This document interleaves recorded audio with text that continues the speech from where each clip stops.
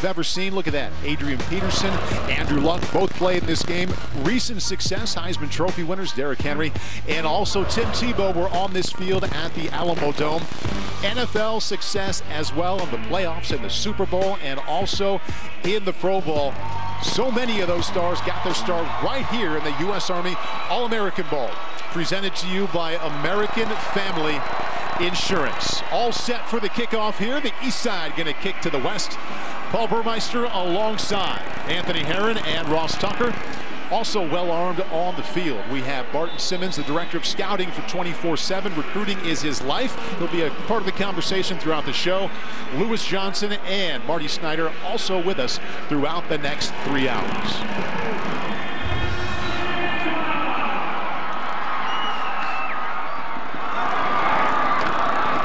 Smith bringing it back, undecided on where he will play his college football. The rules here for the U.S. Army All-American Bowl, 12-minute quarters. Defense kind of limited, no blitzes. They have to play a 4-3 scheme. You can't see an onside kick until the second half. All these players can sign on February 1st. That's National Signing Day. 22 of these players we'll see today remain undecided. We'll have 7 live declarations throughout this game.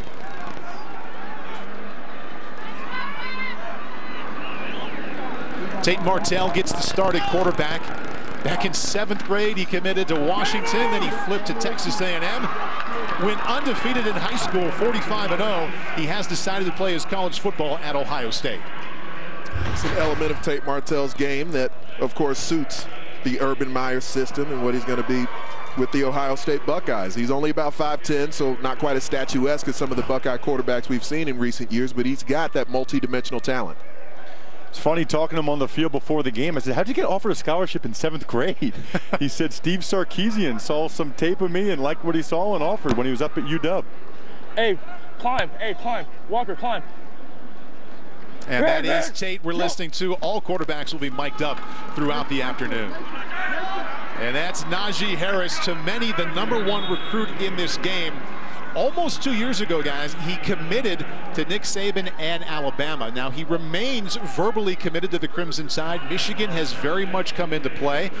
We'll find out later this weekend when he goes to one of those 2 campuses to begin college. You know, he looks like an Alabama running back. You think about some of the guys recently, Derrick Henry, Bo Scarborough right now. That's the body type that Alabama obviously loves. Vegas.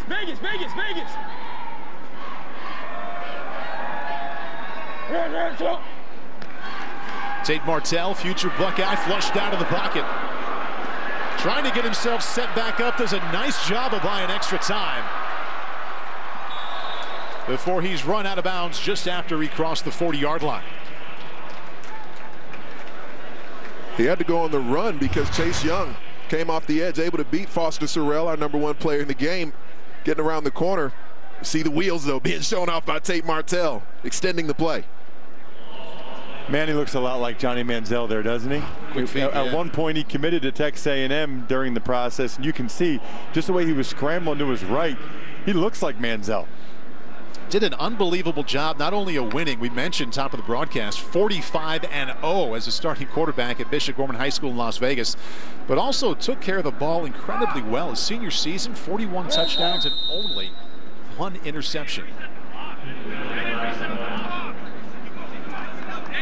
He left game. Offense. 5-yard penalty. 2nd down. Understandable to see some of the yellow out there, not just the jerseys, the bright uniforms of the West Side, but the penalties. Teams only had 2 or 3 days to practice here in San Antonio. Anthony, I know you attended many of those practices and checked out the talent here on both sides. Tate Martell remains in at quarterback.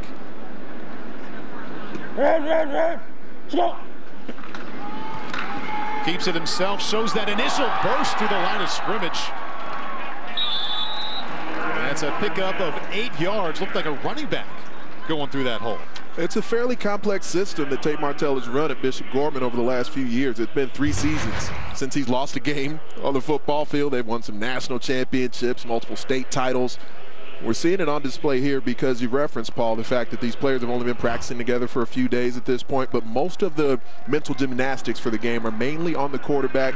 All the players on offense wearing these wristbands, and the QB has to be the one to get them in position. And when he arrives on campus at Ohio State, going to get used to some new coaches. Shake up all the staff of Urban Meyer. Ryan Day will be his quarterback coach now. The play action looks to his right.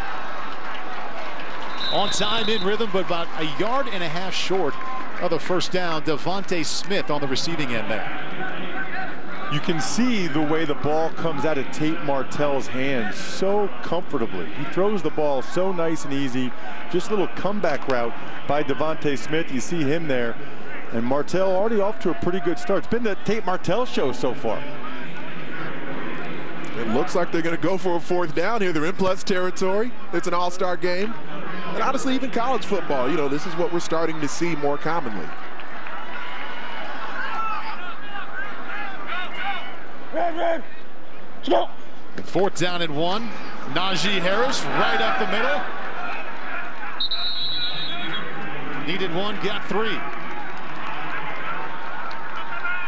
And the man at the center of probably the most pressing question here of all the athletes. Will it be Michigan or will it be Alabama?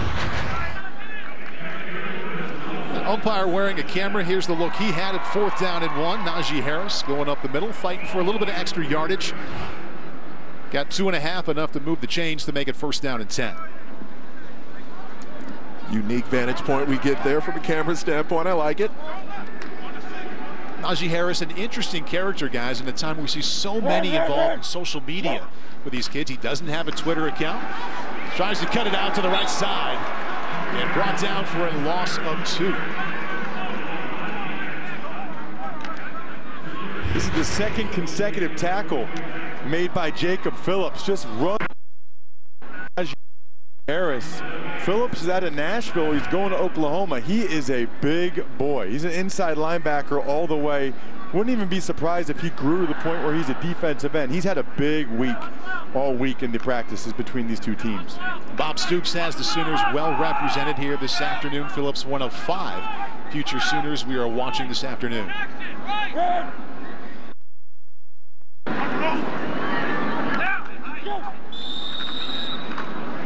Second penalty flag of the afternoon. 11 game. Offense. Number 18. 5-yard penalty. Second down. Tate Martell, guys, one of the examples of a trend we've seen since we've been doing this game, really the last decade. You're not going to arrive to campus if you're a quarterback in August. You're going in January. 5 of the 6 quarterbacks here. Dylan McCaffrey, the only one who will not be an early enrollee. Tate will be on campus in Columbus as early as next week. Red. Go. Little fly sweep around the left side.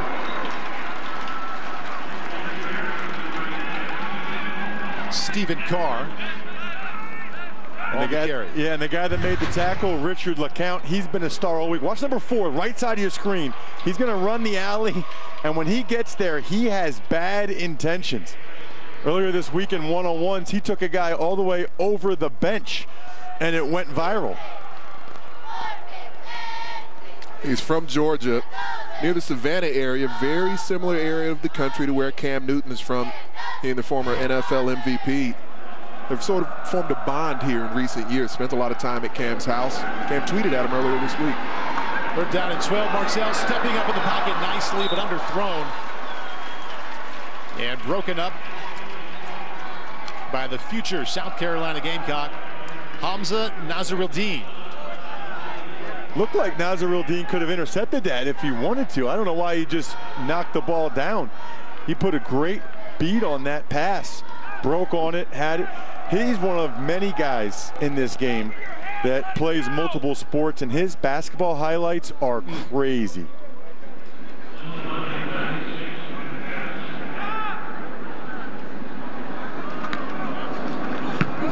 Adam Stack punting. Special teams of the West almost comes up with a big play. The East will begin on the 20. Great chance over the next 3 hours to get to know the future stars of college football. Jacob Phillips, linebacker, committed to the University of Oklahoma. Josh Lugg, offensive line, Notre Dame. Jalen Phillips, defensive end. Watched me play football at UCLA in 2017. Tua Tagovailoa, quarterback, the University of Alabama.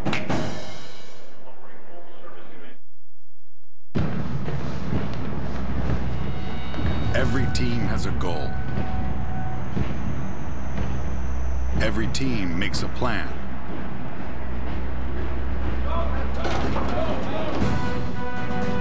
But only one team in the world has what it takes to succeed, no matter what gets in their way.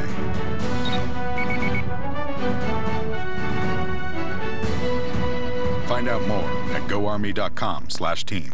Home Advisor is a very easy way to find a home contractor, and for me, it's the only way. Home Advisor instantly connects you with top-rated pros for any type of home project. If you need it, Home Advisor has it. And it's completely free. Go to homeadvisor.com now.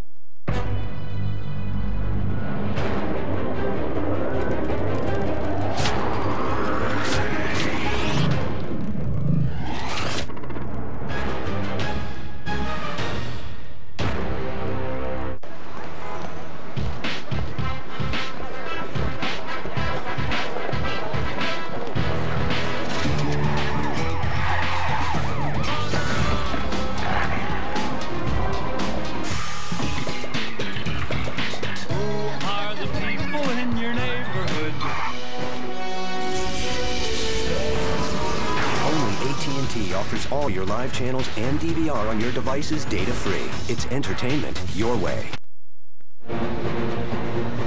The U.S. Army All-American Bowl is brought to you by Visit San Antonio, where you'll find great sports all year round.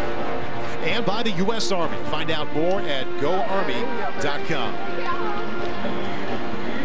And here's a look at the Go Army experience located just outside the Alamo Dome. This 129,000 square foot display connects visitors with the extraordinary soldiers and leading edge technology that make the U.S. Army one of the most versatile organizations in the world. Outstanding play in high school on Friday nights made these 100 stars eligible, qualified to play in the U.S. Army All-American Bowl. 7 will declare their college intentions throughout this game. All 7 still to come. And the first one will be Jameer Calvin, wide receiver out of Cathedral High School in Los Angeles. He is getting ready to roll. He's the first of 7 declarations.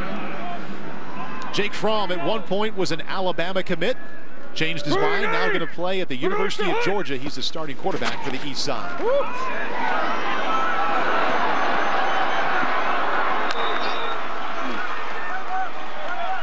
Cam Akers in the competition with Najee Harris to be seen as the best running back in this class. Good start for him.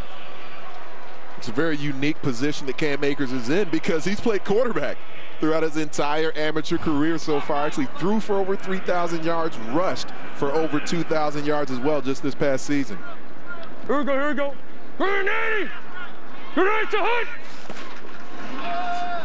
Jake Fromm stands in. First completion, good for a gain of 5. Let's go back to the running back thought here, comparing Najee Harris to Cam Akers and bring in Barton Simmons, the director of scouting for 24/7 Sports. When you compare these top 2 backs, Barton, what do you see? Well, you can't go wrong with either one. They're different backs. You know, Cam Akers is more of that true running back, 5'11", 215 pounds. He's a very complete package. Najee Harris, you know, he's going to Alabama, but he's much more Joe Mixon than he is Derrick Henry.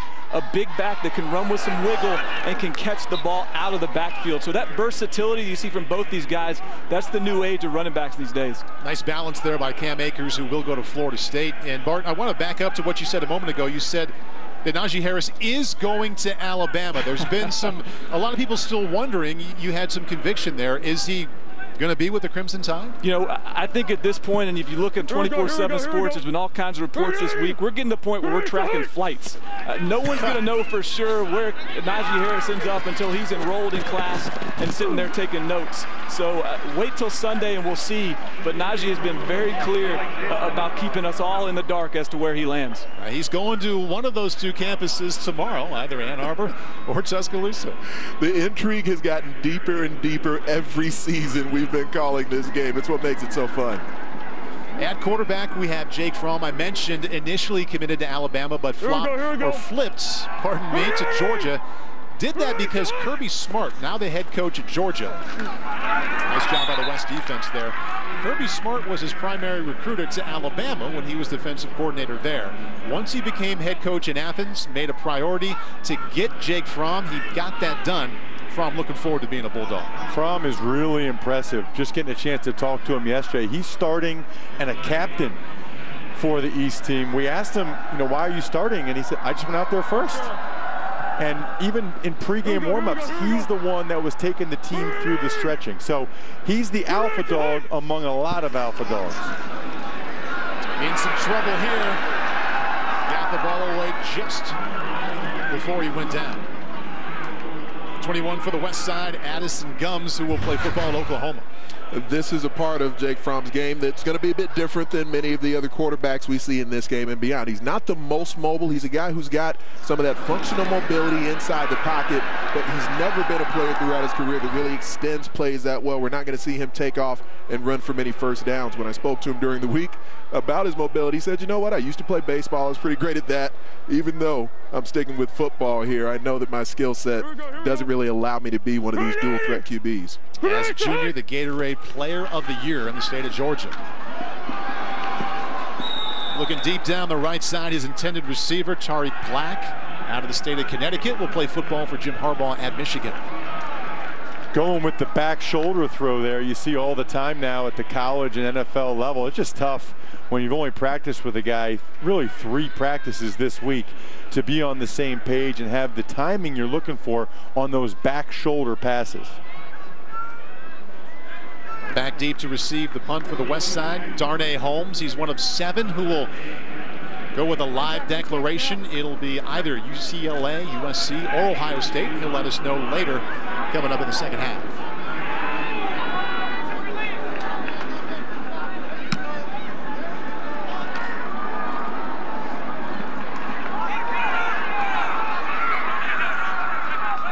We are approaching that time for our very first declaration. The first of 7 belongs to Jameer Calvin at a Cathedral High School in Los Angeles. He'll let you know his college intentions right after this.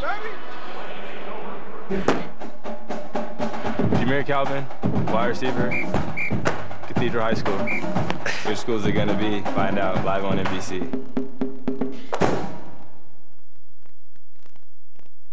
You're here to buy a used car, truck, SUV. That's smart. TrueCar can help. It's great for finding a new car, but you already knew that. It's also great for finding the perfect used car. You'll see what a fair price is, and you can connect with a TrueCar certified dealer. So no matter what you're looking for, there it is. This is how buying a used car should be. This is TrueCar.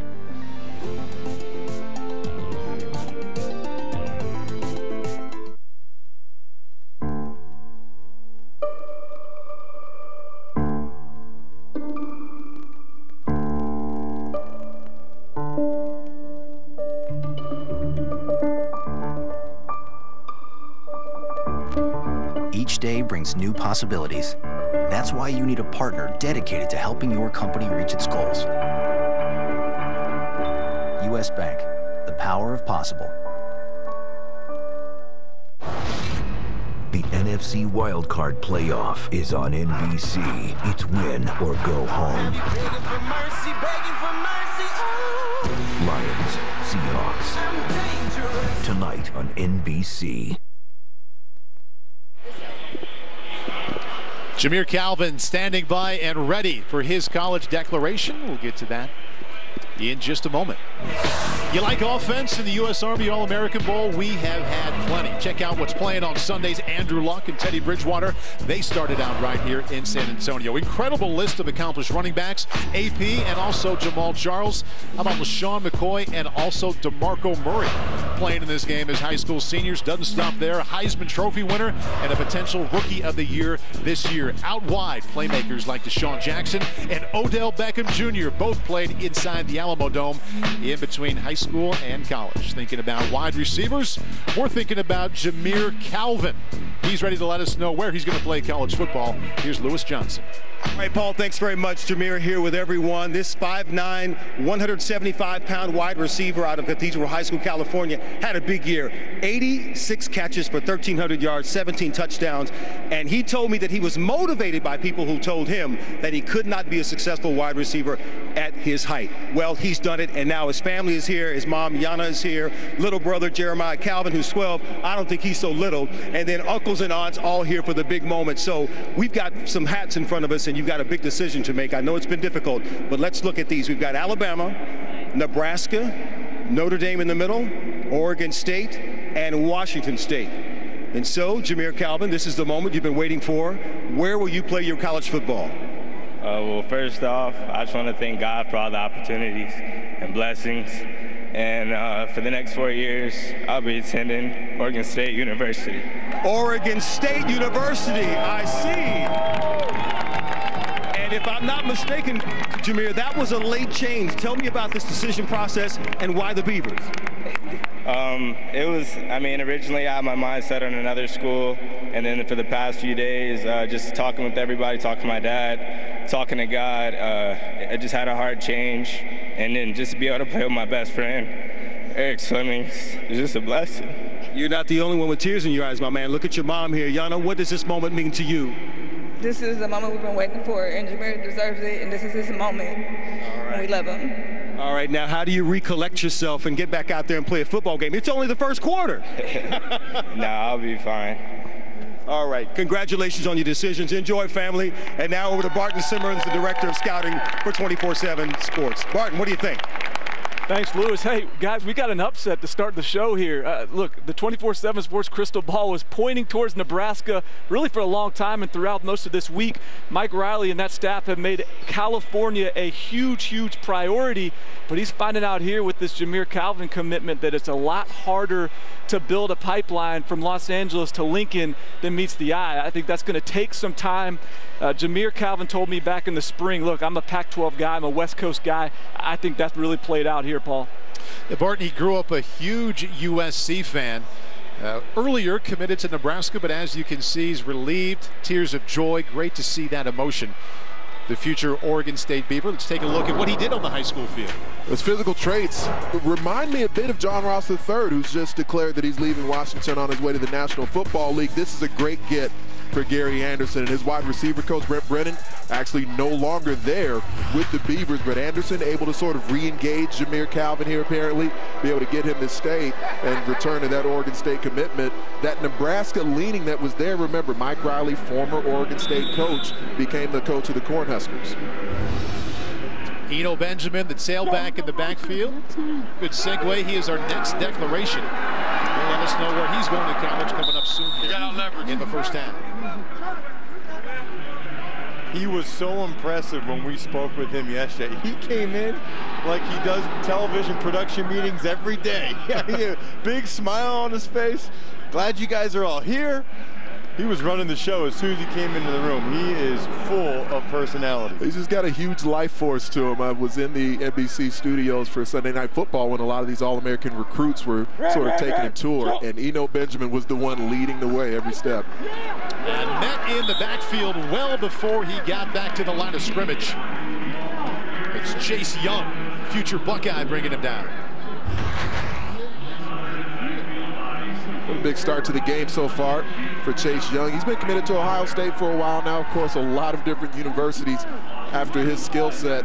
He's a player that's got the mechanics of the pass rush game down at a very high level. He can rush from either a 2-point or a 3-point stance.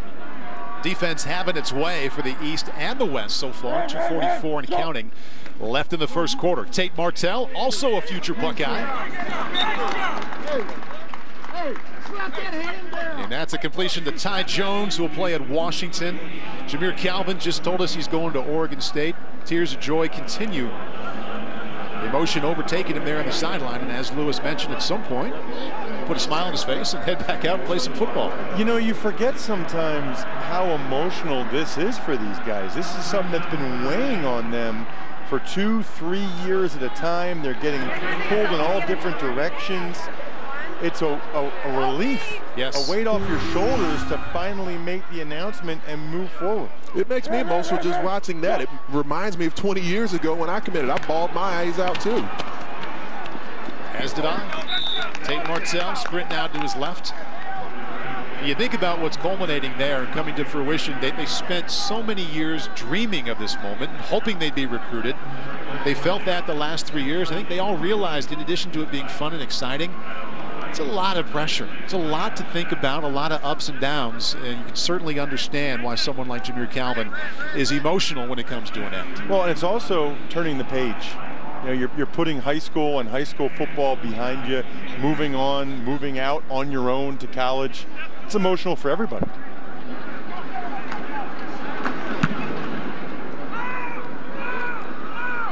Mike Harley not going to get a chance to bring that one back for the east side. 1:41 left in the first quarter. We are still looking for our first points, but we do have our first declaration. Jameer Calvin said he's staying on the West Coast, put on the Oregon State hat. Tears of joy with his mom and members of his family. He'll be back on the field soon. We're back inside the Alamo Dome. 6 more declarations coming in San Antonio.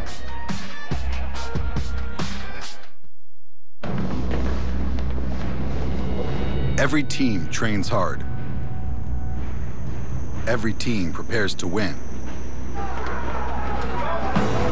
But when U.S. Army soldiers take the field, it's best if the other guys don't bother showing up.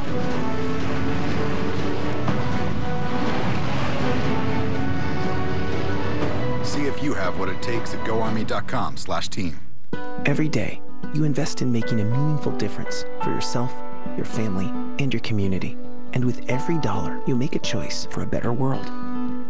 Our goal at American Century Investments is to deliver investment results for you, and that enables us to support research dedicated to liberating the world from life-threatening diseases like cancer.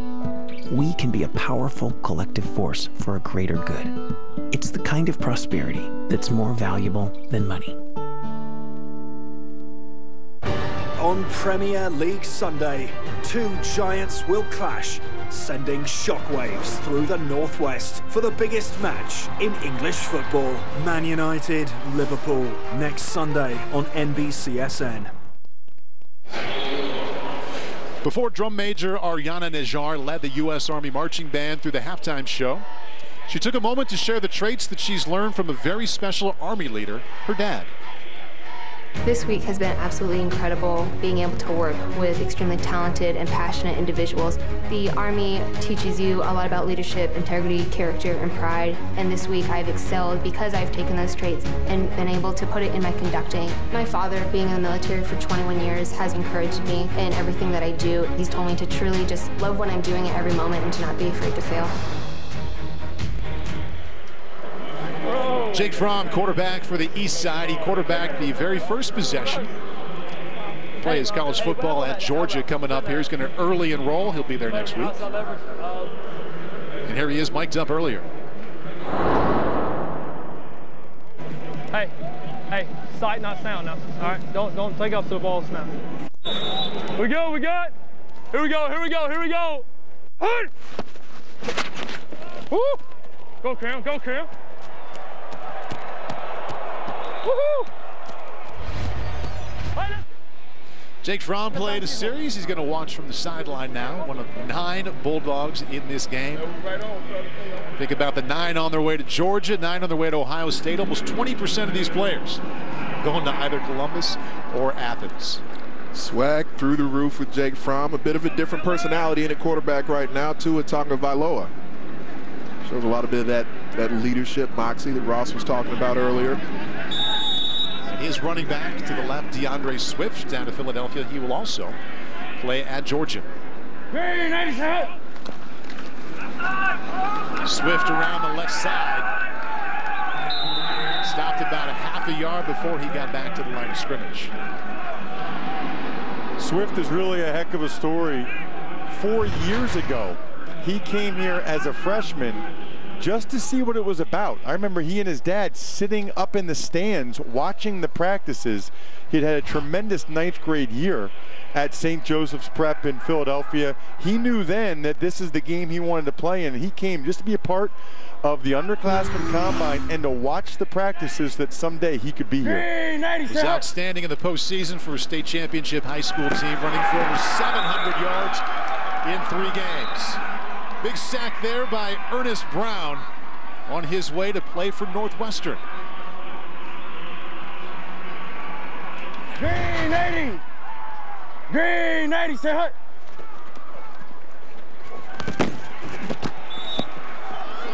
That's what it sounded like to be Tua Tagovailoa on the wrong end of the play made by Ernest Brown. I'm pretty sure in 6 years calling this game, I believe Ernest Brown is maybe the first Northwestern commit we've had in here. 6'5", 230-pounder, showing that speed off the edge. 90, say hut! Tagovailoa in trouble again, escapes the pressure. Penalty flag comes in, but that's the type of playmaking you'll see at some point in Tuscaloosa as he looks to compete with Jalen Hurts over the next few years. And he's a lefty. You saw him rolling right there. It's a bit of an awkward angle if he was going to try to throw back across his body, rolling in that direction. It's been a jailbreak at times for these quarterbacks trying to throw the ball, especially the East offensive line really struggling. That happens sometimes in all-star games. You're going against 3-4 stud pass rushers. It's a lot of one-on-one opportunities that makes it tough. These guys have not had to pass rush against quality guys like this throughout their high school season. Holding. Defense. Number 26. 10-yard penalty added to them. Sorry. Holding. Number 9, offense. 10-yard penalty, end of the run. A little switch of the commitment there from the officials. He flipped. Holding against Donovan Peoples-Jones, one of the biggest recruits this season for Jim Harbaugh, wide receiver. There he is. State champ there at Detroit Cass Tech. 20 seconds left here in the first quarter, no score. Quarterback for the East Side, Tua Tagovailoa from Honolulu, St. Louis High School there. Same high school as Marcus Mariota.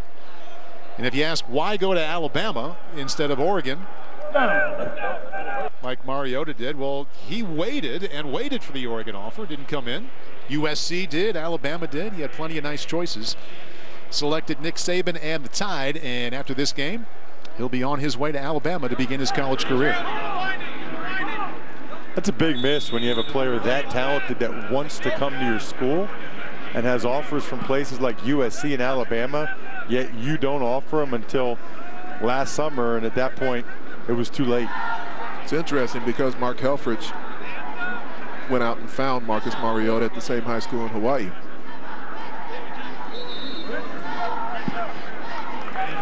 First quarter comes to a close. No score between the East and the West. One declaration in the books. Jameer Calvin going to Oregon State. 6 more coming up. All business right now, but the players been having fun all week.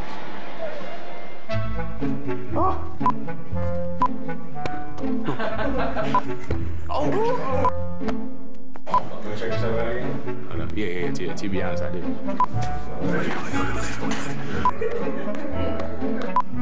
Whoops. A little bit too high. I did it again. Oh, no. That's it. That's sweet. We are the headliners with history. We are the talk of the town and the debate of who's best. We are the night you love to hate. Wednesday night rivalry on NBCSN. Is this a night you look forward to? I've been sitting out in the parking lot for 4 days. You look like a Golden Globe. I feel like a Golden Globe. Neither one of us are Rosario Dawson. No. Please rap. Wait a minute. I waited 20 years for this. You gonna wait? You people are coming off like real buttholes, okay? Jimmy Fallon hosts the Golden Globe Awards live this Sunday on NBC. Watch the new Celebrity Apprentice January 9th on NBC at 8, 7 Central. And see Welch's 100% grape juice deliver the bold, delicious taste of Concord grapes right to the boardroom. Welch's 100% grape juice. Real grape goodness. Town Fair Tire has the best deals anywhere on every brand and every size tire you're looking for. Plus, we'll honor every competitor and every manufacturer rebate. So for the best deal on tires, there's only one place to go. Town Fair Tire. After his car crash, David didn't know where to turn. He had big medical bills and needed even more treatment. But the insurance company fought him every step of the way. So David called us, the Jason Stone Injury Lawyers, and we fought back. We got David a terrific settlement, and he got all the medical care he needed.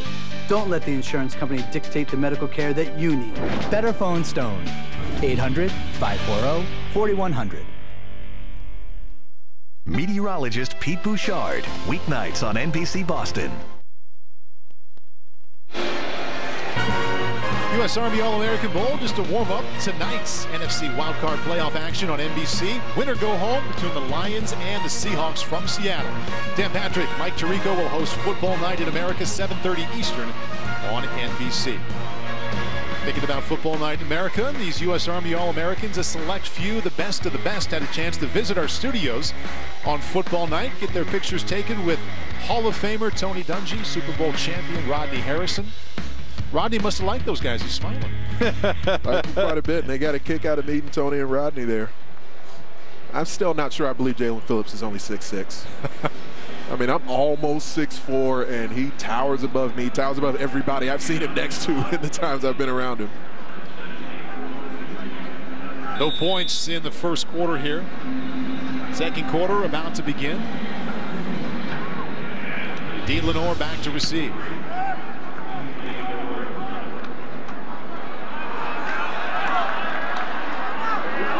Little delayed cutback there. Nice move by the future Oregon Duck. Penalty flags did rate in, though, about halfway through that impressive return. That's pretty common in all-star games because a lot of these guys are not used to playing special teams. So you see a lot of blocks in the back. They're trying to give effort. They're trying to do the right thing, but they didn't play special teams, most of them, for their high school teams. During the return, the illegal block in the back. Receiving team, 10-yard penalty from spot or foul, 1st and 10.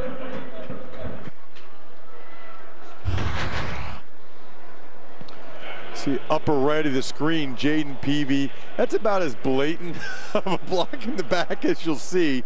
He's a defensive lineman from Bel Air, going to Texas A&M, a tremendous high school basketball player, but not a guy that's probably spent that much time on the punt return team, clearly. Najee Harris, the tailback, he got a little bit of time early. The back for the west side. Burst through the hole across the 40-yard line out to the 43, pick up a 4 yards.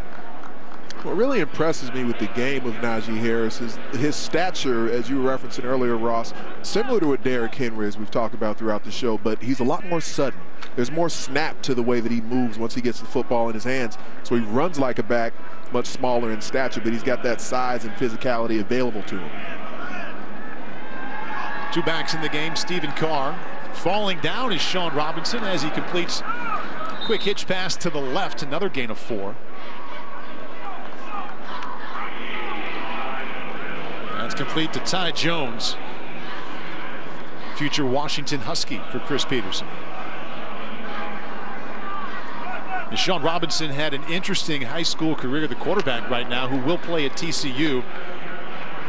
His junior season, he played at Denton Guyer. Well, his mother was the head high school basketball coach for the girls team there. She got the job at DeSoto High, so they packed up and left to DeSoto. And he led them to a 16-0 state championship team. Najee Harris on 3rd down and 2, thrown for a loss of 2. It's not often that you hire a new high school girls basketball coach and you get maybe the best quarterback in the state to come along with it. That's a good day. That's a good hire by the athletic director at DeSoto High. Strong. First state championship in the history of DeSoto. Sean Robinson committed to TCU back in June of 2015, kept that commitment. He's on his way to Fort Worth.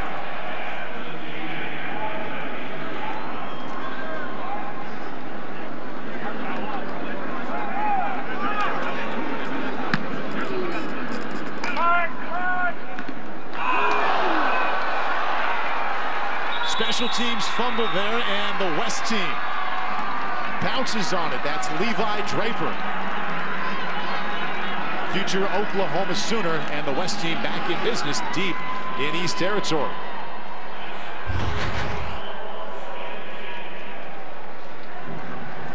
That's Richard LeCount, the defensive back, who's known really for being a big hitter, just not able to look the ball all the way in and catch it. One more declaration here set. We actually have 6 more, but the next one, number 25, Eno Benjamin, was committed to the Hawkeyes. Where will he really go? Find out next. Eno Benjamin, running back, Wiley East High School, 7,500 rushing yards, 106 total touchdowns, 5A, all-district, all-state, first team. What school is it going to be? Find out live on NBC. The average age of a homeless person is 9 years old. My dream is to help kids living on the streets with education. Charles, what's up, buddy? Why we help? Oh, man. Is that a basketball player? Yes. Wow. How you doing? My heart about to jump off my chest, man. Charles, you ought to be proud, man. I'm just extremely grateful they were here, giving them some encouragement. That's something that these kids are going to remember for a lifetime. Don't you see his big old feet? Oh. The future isn't written in stone. It can be made better, safer, more secure. That's why we obsess. We push the limits of innovation and turn impossibility into reality. From the most advanced ways to secure our safety, to fusion reactors and manned missions to Mars. At Lockheed Martin, we're engineering a better tomorrow.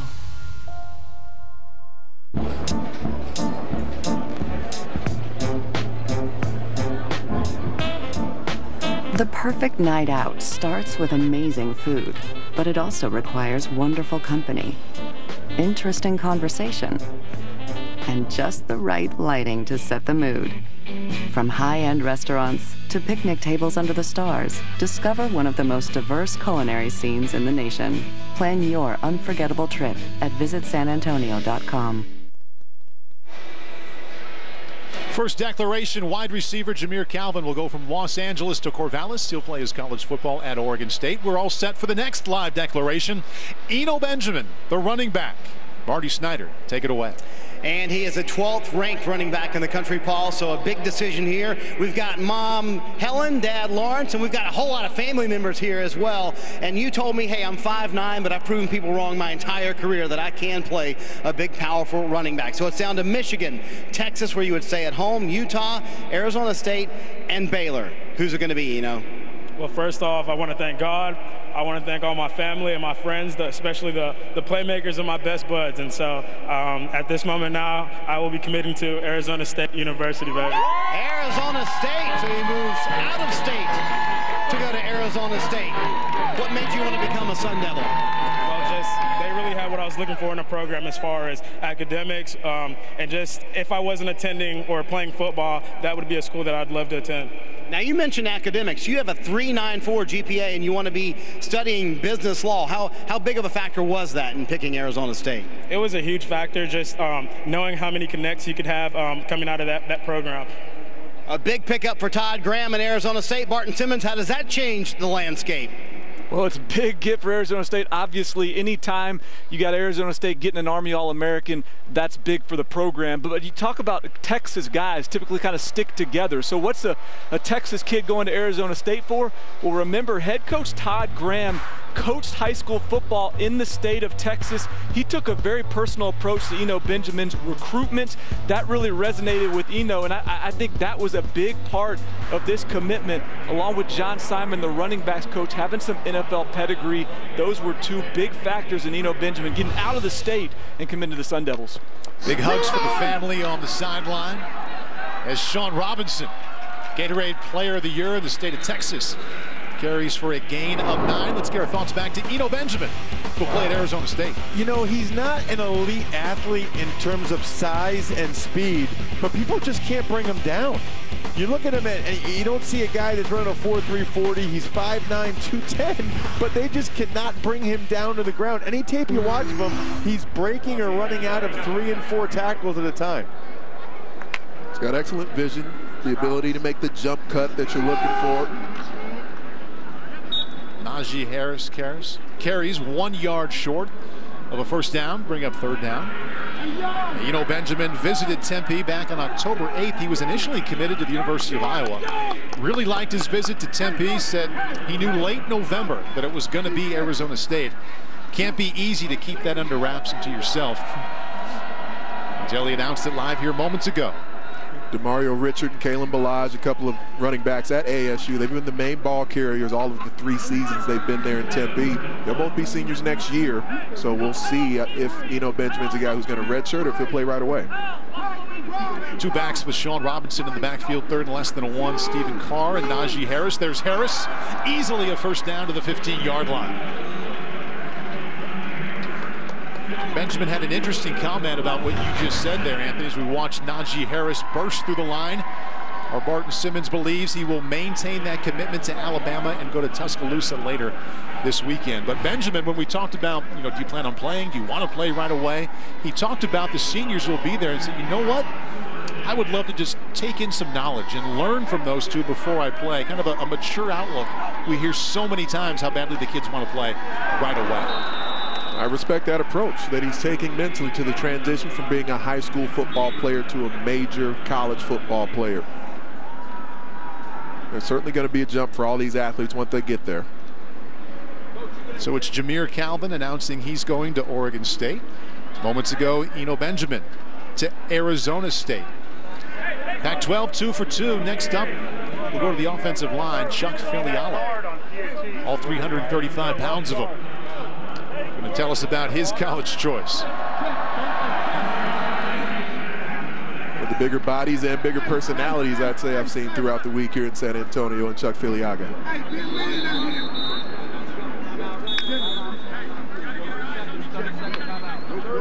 Timeout called by the West team. 8:06 left. Still looking for our first score, but we just had our second declaration. It came from number 25 with a smile and a hat of Arizona State. Eno Benjamin on his way to Tempe. Celebrating on the sidelines. He'll be back on the field carrying it for the West right after this.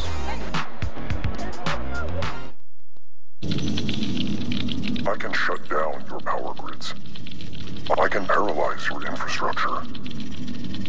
I can access the personal data of everyone in America. I am the enemy with no face, and I can't be stopped. For every would-be cyber attack, there's a team of U.S. Army cyber warriors who will not be defeated.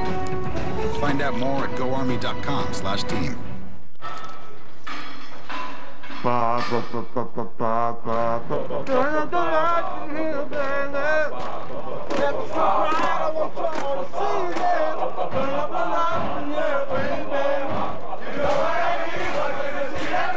Want you to see all of the lights.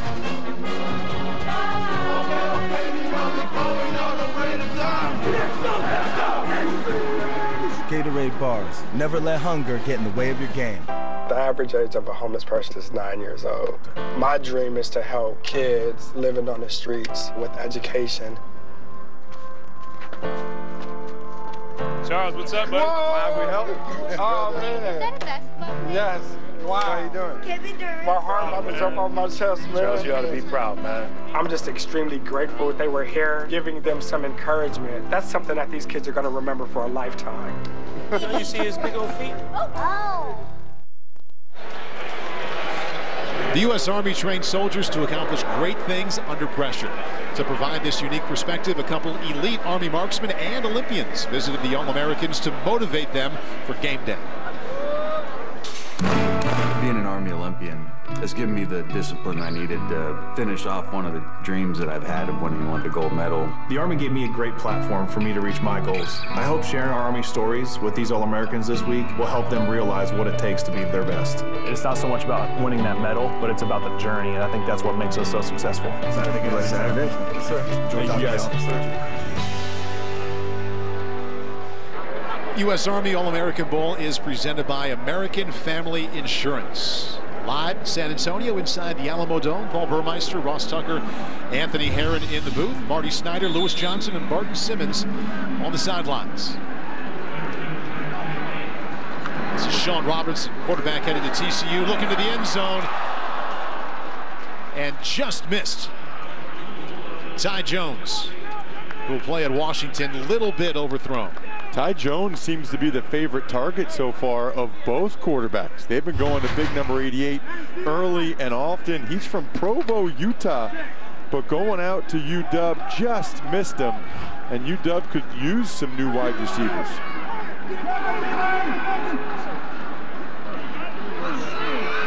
Robinson flushed out late to the right.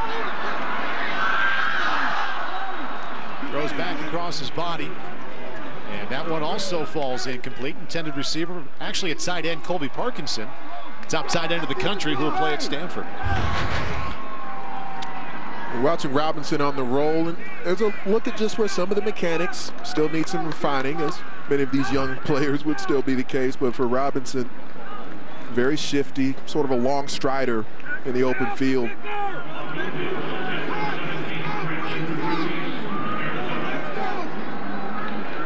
Kicker is Brandon Ruiz. And his field goal hooks left late. He'll be kicking in Alabama later. Nick Saban would not like that. Get that out of his system here now. And the score remains tied at 0. Football is no longer just a fall sport, and Adidas, proud sponsor of the U.S. Army All-American Bowl, is gearing up for a busy spring of grassroots football action. The U.S. Army All-American Bowl is the start of a series of Adidas grassroots football events we produce across the USA, including the Rivals Camps and Combines, and a 7-on-7 series that leads up to our national championship in Las Vegas. We bring together some of the best instructors, like QB guru Steve Clarkson, with the best prep football players, and of course the most innovative gear and fastest footwear ever built. Talent alone is not enough. Unlock your potential at Football University. Learn from our staff of NFL experienced coaches. Push your mental and physical abilities to their limits, both on the field and in the film room. Create your future. Visit footballuniversity.org. Football University. Technique plus talent beats talent alone. Our smiles can light up a room. Our work can light up an entire city. We're the men and women of the IBEW, working with a code of excellence that guarantees the job will be done right, on time, and safely. We're lighting the path to the future. Let us show you just how bright that path is. The stars are out in Hawaii. Who will say aloha to the first title of 2017?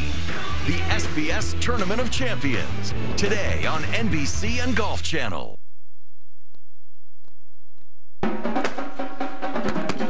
Chase Young, defensive end, The Ohio State University. Baron Browning, linebacker. Tate Martell, quarterback. Josh Myers, offensive lineman. Sean Wade, cornerback. Go Bucks. Wyatt Davis, tackle / guard. The Ohio State University.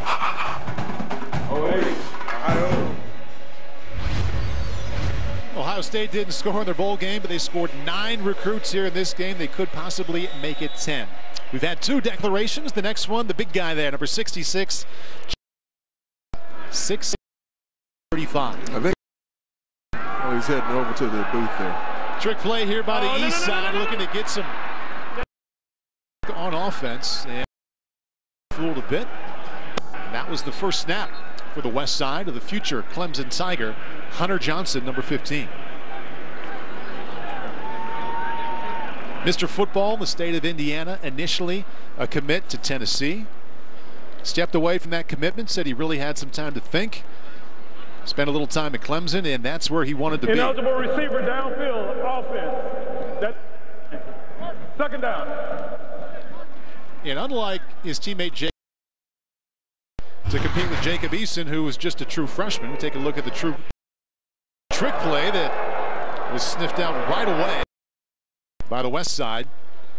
But unlike Jake Fromm, who has a true freshman with the job, they need a quarterback in about 3 days down there in Clemson, as Deshaun Watson will move on to the NFL from Hunter Johnson.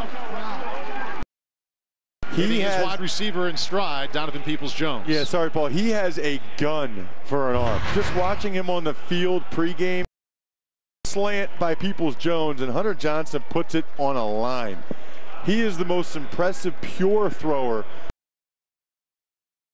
The ball just blasts out of his hand. It's unbelievable. He's got a very sharp, quick delivery with the football, and overall, when you watch him in 7-on-7s and throwing on air, he no doubt everywhere he shows up throughout his high school career has looked like the prettiest QB. Where he's run into some issues, he's thrown the ball to the other team quite a bit.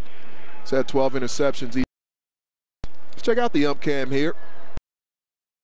Nice vantage point there. Ball going right near the head of the umpire. And right through the hands of Tariq Black. Will move from Cheshire, Connecticut to Ann Arbor to play for Jim Harbaugh. And Hunter wasn't shy about saying his decision to go to Clemson had a lot to do with the feeling that Deshaun Watson would leave. Nice job of avoiding pressure and then just firing away. For more on Hunter Johnson, let's go down to the sideline. Marty Snyder. Well, and Paul, he also wasn't shy about saying, hey, if I go to Clemson, I'm not going to change what I do. I'm going to be me. And remember, he's the #2 pro-style quarterback, so obviously Deshaun Watson runs the ball quite a bit, but he's got some speed as well. He runs track. He runs the 4x400 meter, 200 and 400 meter. In fact, he's so committed to it that at Elite 11 last year, he flew back and forth from California to Indianapolis to compete in the state championship. So he's a track guy, and he thinks he can play that system at Clemson just fine. He reminded us early yesterday during the meeting that, like you said, runs the 100, 200, and 400, and he'll be running the ball quite a bit at Clemson. Looking deep down the field, our first big play of the game. Touchdown, East team.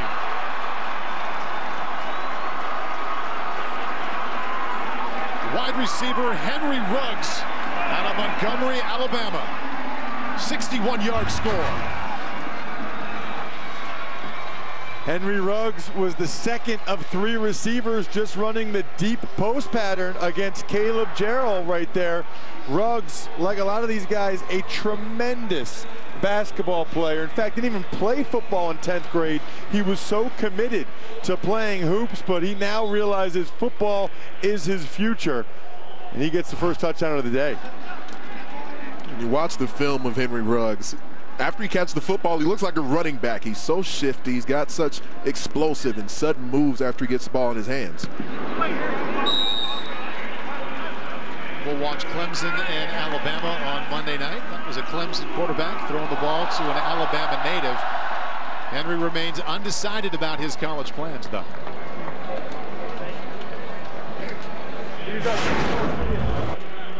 Well, Hunter Johnson feeling good, and he ought to about that strike. Had plenty of time and put it out there perfectly to Henry Ruggs. When we come back, from a touchdown to a declaration, offensive lineman Chuck Filiaga will tell us where he's going to school right after this. Chuck Filiaga, left tackle, Etoiles High School. Don't touch that remote. I'm choosing one of these 3 schools live on NBC. Dear OxyClean, this jersey has seen 5 years of Franklin County High School football. That's more ground in dirt and stains than you could ever imagine. The reason it looks so good is because we pre-soak and wash with OxyClean. It has saved $1,000 every year or more because they're holding up and lasting longer. We are proud of our school colors and just wanted to say thanks for 5 years of making us look and feel like champions. OxyClean, it gets the tough stains out.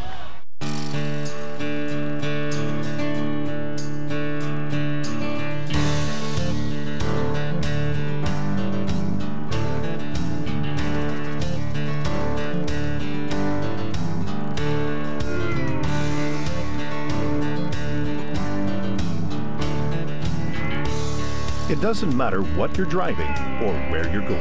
It all starts with Battery Tender, because if you can't start it, you can't use it.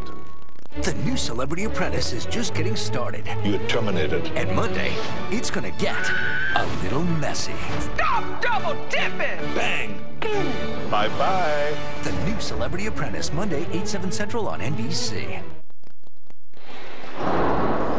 Before Chuck Filiaga declares here for college, Ross, let's take a look at what he did in high school. Well, he is gigantic, and he was a 240-pound defensive end as a freshman. That tells you a little bit about how well he moves. Just shaking his hand yesterday, it totally enveloped my hand. He is a monster. Let's get it to Lewis Johnson. Huge is right. 6'6", 335 pounds out of Aledo, Texas, which is just outside of Fort Worth. And a faithful conversation when this young man was back in the 7th grade. His mom had it with Troy Polamalu over in American Samoa. And in 2013, he came to the United States. And now here we are. Chuck, you've got your family here, your mom, your stepdad, your grandfather, everyone, and 3 hats now. The moment has come for you to decide where you're going to play your college football. After all that, a tremendous story. And so we have Nebraska. And in the middle, we have Michigan. And then Oklahoma is on the table. And so finally, as you take that breath, where will you play your college football? I'll be continuing the rest of my career at University of Michigan. The University of Michigan has just gotten a huge boost there, and I mean unbelievable. When you think back to everything you've been through, what does it mean now to finally have the decision made and have the hat on? It feels great. It takes a lot of pressure off of me, and I just can't wait to get on campus. Mom, take me back to that moment when you had that conversation with Troy Polamalu and he advised you to come here and you did so, and now you have this moment.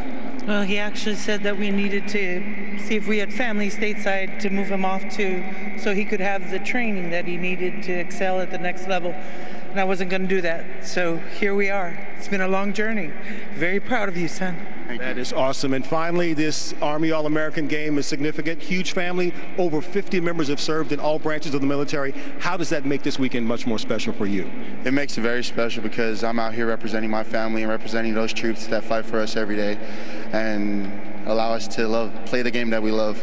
All right, congratulations. Good luck in Michigan. We'll enjoy the game, celebrate with your family. Barton, what do you think about this one?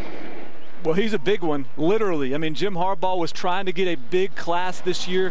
Offensive line was a big part of that. 6'5", 335 will do the trick for Chuck Filiaga. But Jim Harbaugh's thinking big in other ways, too.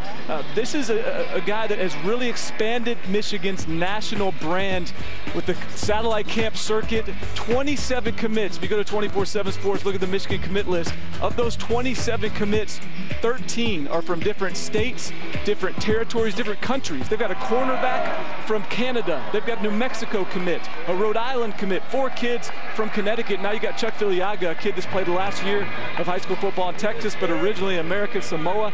So just a roster that's really building out a national presence. And Barton, this is now 6 players going to Michigan in this game. We saw earlier you had Alabama ranked #1 in recruiting and Ohio State at 2.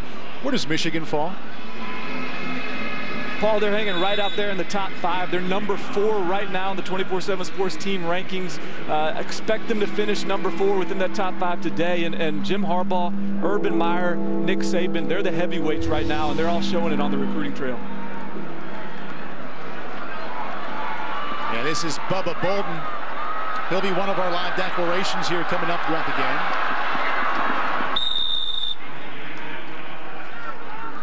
Bubba's declaration coming up. It's Chuck Filiaga's moment, though. He shares it with the University of Michigan, where he'll play his college football. The Hawaiian, the Polynesian roots, the level of talent in the football world continuing to grow. And talking this week to players like Chuck Filiaga, like Tua Tagovailoa, they both told me the same thing. They feel like that football talent has been deep for a while, but now after players like Marcus Mariota have really gotten national acclaim, you're seeing more and more recruiters go and look to Samoa, look to Hawaii to try and find this type of talent. And if he looks out of the field now, he'll see a quarterback, a man who's going to see a whole lot in the next 4 or 5 years, Dylan McCaffrey. Yes, of that McCaffrey family. Of the football McCaffreys. From Valor Christian High, he's going to move east. His brother went from this game to play at Stanford. Dylan looking forward to playing for Jim Harbaugh. Just imagine what it's been like for Dylan. being in the shadows. Oldest brother Max, his brother Christian. Now finally getting his opportunity on the national stage. They just got to delay a game because nobody was in at right guard because Chuck Filiaco was giving his announcement. There's some different things you have to account for in this game if you're the coaching staff. It usually takes up enough space for both the guard and tackle, so they actually had to run 2 guys on the field. McCaffrey 1-for-1 comes underneath, and with all kinds of room to run, the West team knows how to respond. That's Devontae Smith.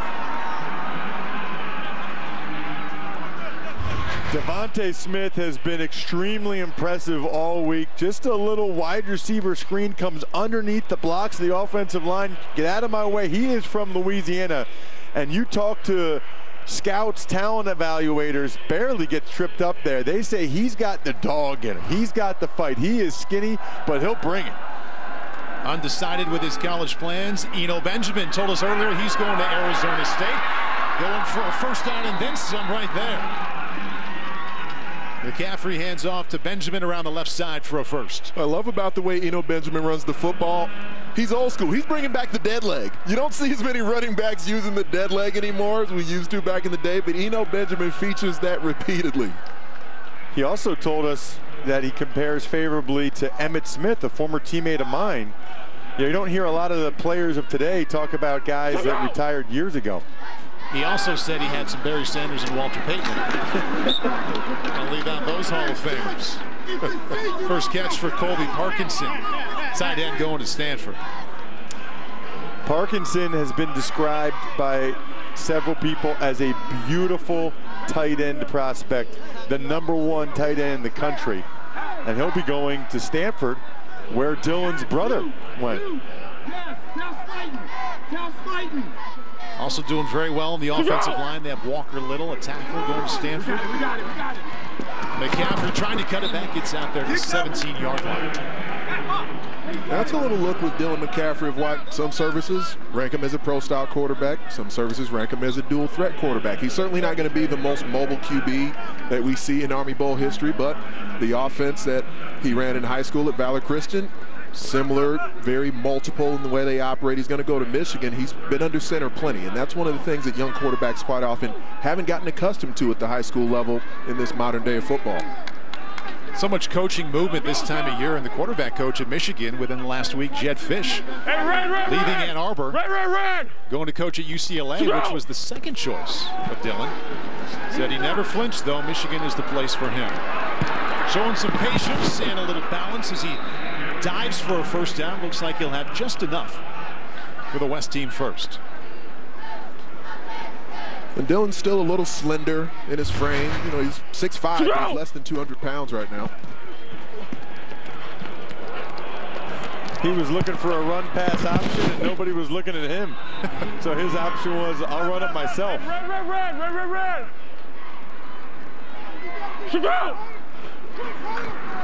Eno Benjamin inside the 5.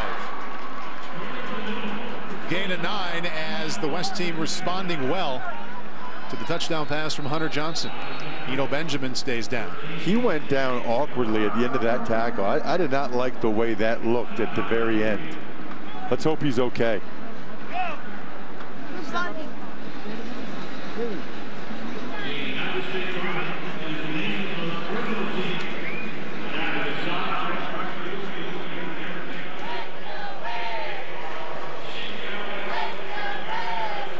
Take a look at the play. Eno Benjamin gain of 9.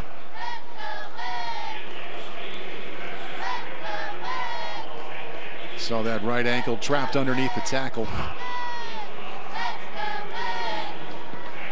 Tackle made by Nathan McBride, future Georgia Bulldog. As a reference, Rouse, Benjamin went down awkwardly there. We'll check on the status of Eno Benjamin, future Arizona State running back, when we come back to San Antonio.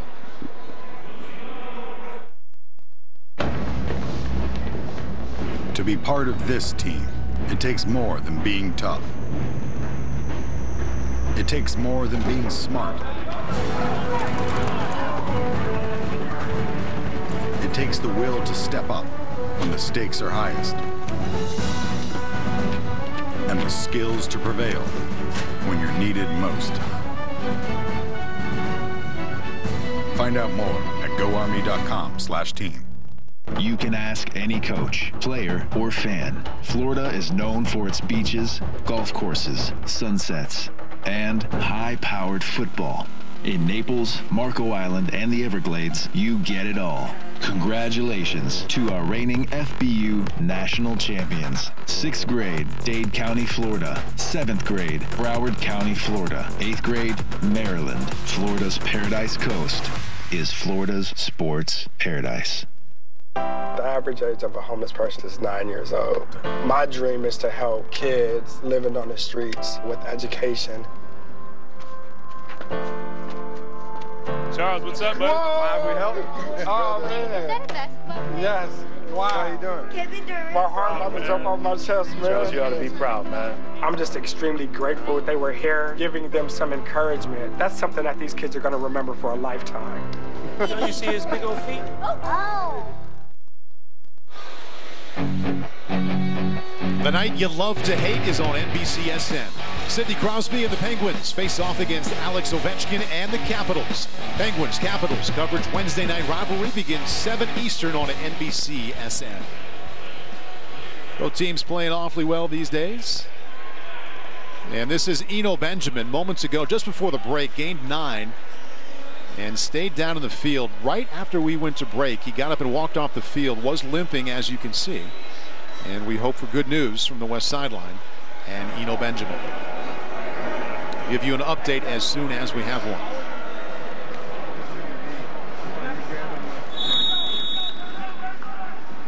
Meanwhile, Dylan McCaffrey and his West teammates, 2nd down and 1, just inside the 5-yard line.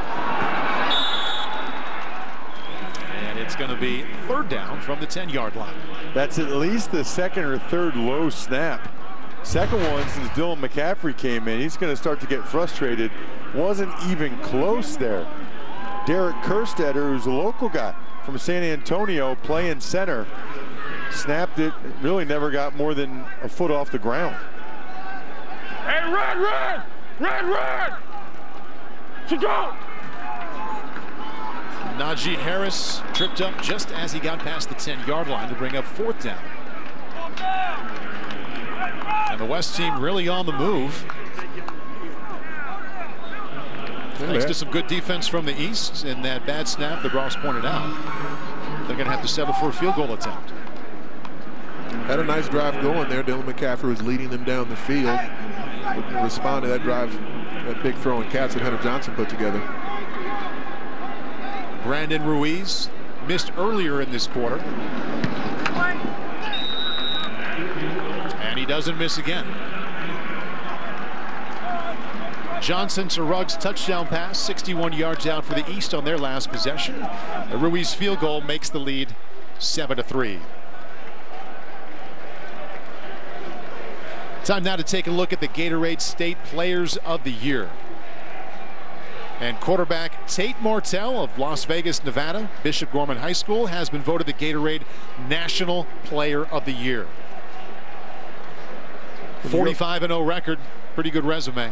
Go 3 years without losing a game. You should pick up an award or two. As you look down the list, just below him, Oliver Martin from Paul Burmeister's old high school, Iowa City West. Surprised him on the field before the game. He shook his hand.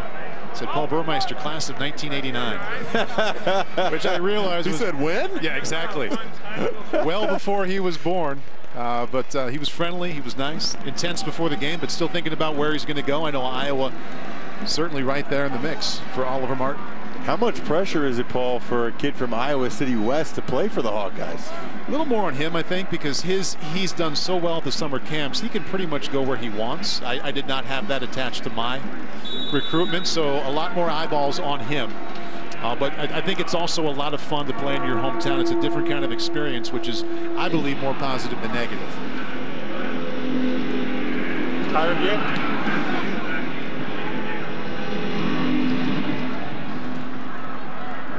Mike Harley with the pitch here on the kickoff with the West special teams. ready for it. Let's go to the sidelines and Marty Snyder. Well, of course, the last time the East had the ball, Hunter Johnson led them on a touchdown drive, and it was a long pass as well. So, Hunter, walk us through that play and what was going on. Yeah, absolutely. You know, I felt a little bit of pressure coming from the outside edge, so I just slid over a little bit. You know, I saw him open deep and just put it out in the middle of the field where he could go get it, and he made a great play and outran those guys, you know, once he caught it. So. And you said you were screaming like a little kid out there. Oh yeah, my voice was cracking left and right. I was having a blast out there. Is that one of those balls, as soon as you threw it, you knew that he was going to get to it? I knew I put it in a good spot, and you know, I was just hoping that he could get there, and he made a heck of a play and outran those guys. All right, Paul, we'll see if the East can do it again, and we know who Hunter is pulling for Monday evening, don't we? Yes, sir. That would be Clemson against Alabama. There's Cam Akers from Clinton, Mississippi. He'll go to Tallahassee to play for Florida State. And number 11 is Jake Fromm, back in at quarterback. He started the game.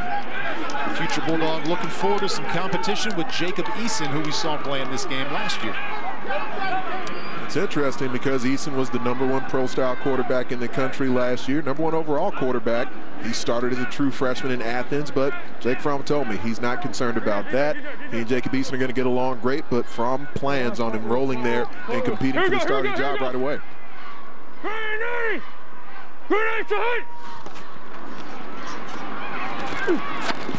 Nice touch pass down the sideline from Fromm, and this will be another East touchdown. The passing game coming alive for the East team. That's DJ Matthews. And then he just chucked the ball up into the soldiers. That was awesome. 76 yards from to Matthews, or you could say Georgia to Florida State. It's one of the things that impresses me about the way Jake Fromm throws the football, because a lot of these young guys, they think they need to gun it in there, show off their arm strength every time. Jake Fromm has anticipation. As we see that DJ Matthews has respect for the troops. I guess if you throw the ball up into the troops, it's not a penalty. That's kind of a rule, right? It should be a rule. You're not allowed to throw the ball in the stands unless it's into the pack of soldiers.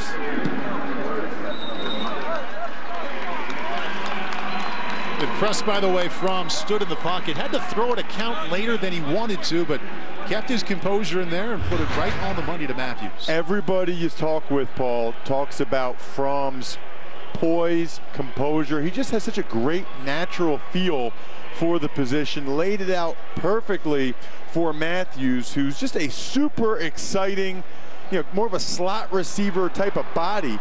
And he showed the speed. He is tough to get a hand on in the open field. Take a listen to the celebration of Jake Fromm. Oh yeah! Oh yeah! Oh yeah! Oh yeah! Oh yeah! Good ball! Oh yeah! Woo! Yeah! Let's go! Oh yeah! Oh yeah! Gonna need to take a rest, sit down there and get a breather. No matter what passing academy Jake Fromm goes to anywhere around the country, his bravado just oozes through everyone else when they're around him. Fromm's wearing a glove. I asked him before the game, you usually do that? He said never. But all the balls in this game are brand new and really tacky, so he felt like he needed to wear a glove to get a little more grip on the ball. Looks like it worked. Darnay Holmes, bold decision to bring it out. Fighting to get out to the 20, makes to the 18. He'll make his declaration in the fourth quarter live. Let's go down to Marty. All right, let's talk to Jake Fromm. Oh, you guys are making some money here on these long passes. Yeah, why? A few big plays. We're catching them in the right coverage, calling the right play. All right, walk me through that play for you. Well, Coach was saying if we get this certain look, go out there and tell the receiver to run this certain route. And went out, saw the coverage, said, hey, come here for a second, and told him to run it. And it was awesome, worked out for us. I wish you were more emotional in these plays. We can hear you screaming. Oh yeah, for sure. Run down the field, man, it's awesome to make big plays. I tell you what, that's what we want to see in an all-star game, Paul, right? Big plays, and that's what we're seeing today. A couple from the East team, thanks to the passing game. Jake will move quickly to Athens. He'll be on campus on Monday. Dylan McCaffrey. We got that away. Yes, sir. Split second before that would have been a sack. Let's get an update on running back Eno Benjamin from the sideline and Lewis Johnson. Yeah, Paul, you see him putting the shoe back on. Eno told me that he rolled his right ankle. He tried to score. Frustrated he didn't because he rolled the ankle. Came off. The trainers took a good look at it. They decided to tape up the right ankle, tape the left as well. He's had about 15 people walk by to ask him, can you still play? And he says yes, including his mom, who came down to the bottom of the steps, and she looked at him. He gave her a thumbs up. She went back up. So Eno Benjamin hoping to go back in. That should give Todd Graham and company over in Tempe a little bit of comfort that he's going to be all right. Positive report there for Arizona State, as Eno earlier in this half announced that he would be attending Arizona State. McCaffrey on the keeper there to bring up 3rd down. It's been a big half so far for Chase Young, future Ohio State Buckeye. He's got smooth pass rush mechanics coming off the edge. Larry Johnson, defensive line coach, been in the Big Ten for a long time. He's a big part of the reason Chase Young ended up committing to the Buckeyes, because he knew the level of NFL talent that Larry Johnson had come through his different meeting rooms. To go. McCaffrey, 3rd down and 8, eyes downfield. And that one underthrown. Intended once again for the popular Ty Jones. He's been targeted quite a bit. Really just threw it up there for grabs, a jump ball, but when you've got a wide receiver that's 6'4", might as well give him a chance, and it looked like the ball might have bounced off his chest. First one? Anywhere.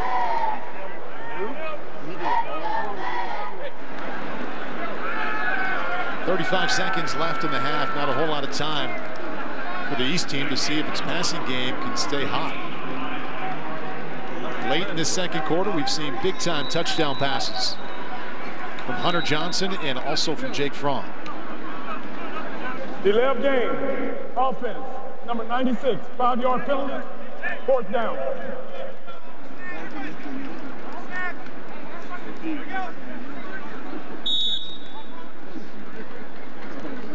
Three declarations already in the books. Looking forward to 4 more. Jameer Calvin will go to Oregon State. Eno Benjamin to Arizona State.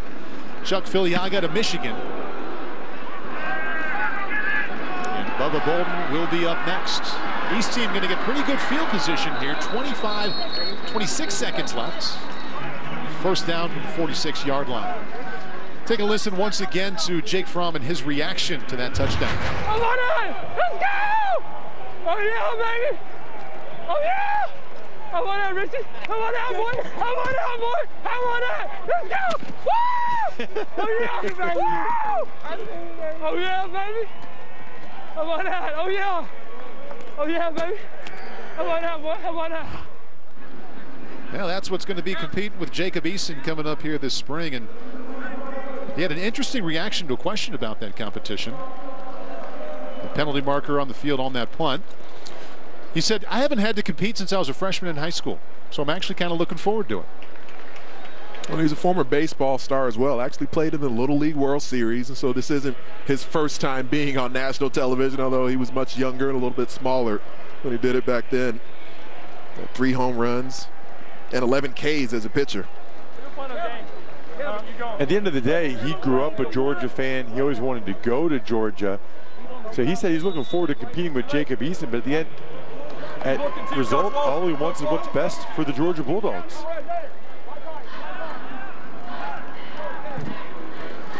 For the East team, only 26 seconds left, but thanks to the penalty now on the 31-yard line.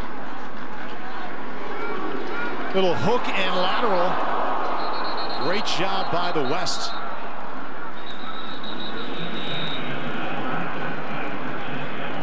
That's Jeffrey Okuda, who plans to make his declaration in the second half here. Defensive back out of Grand Prairie, Texas. That was an explosive tackle. Look at the middle of your screen, little hook and ladder, and Okuda comes flying through with the hit. Big hit there on Cam Akers. And this is the type of situation that, you know, in youth football, Football University tend to teach the proper techniques of the game of football. All-American Games is a big organization. They've got a lot under their umbrella. So it's not just All-American Games who puts this event on, but FBU, Football University, bringing different former NFL coaches and former players from all around the country, working with middle schoolers, high schoolers, and making sure that the game is taught in the right way. U.S. Army All-American Bowl, great representation from the Army here as we look across basically from his lower level from the 45-yard line all the way through the end zone. Represented by troops, and the East team on the move once again. To Etoiles Vailoa trying to get in on the act. Hunter Johnson with a touchdown pass. Jake Fromm with one. Plenty of time, keeps it himself. And first down, East team now, 8 seconds left.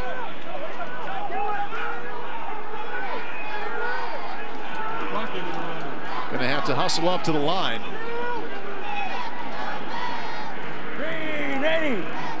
Green 8 hut.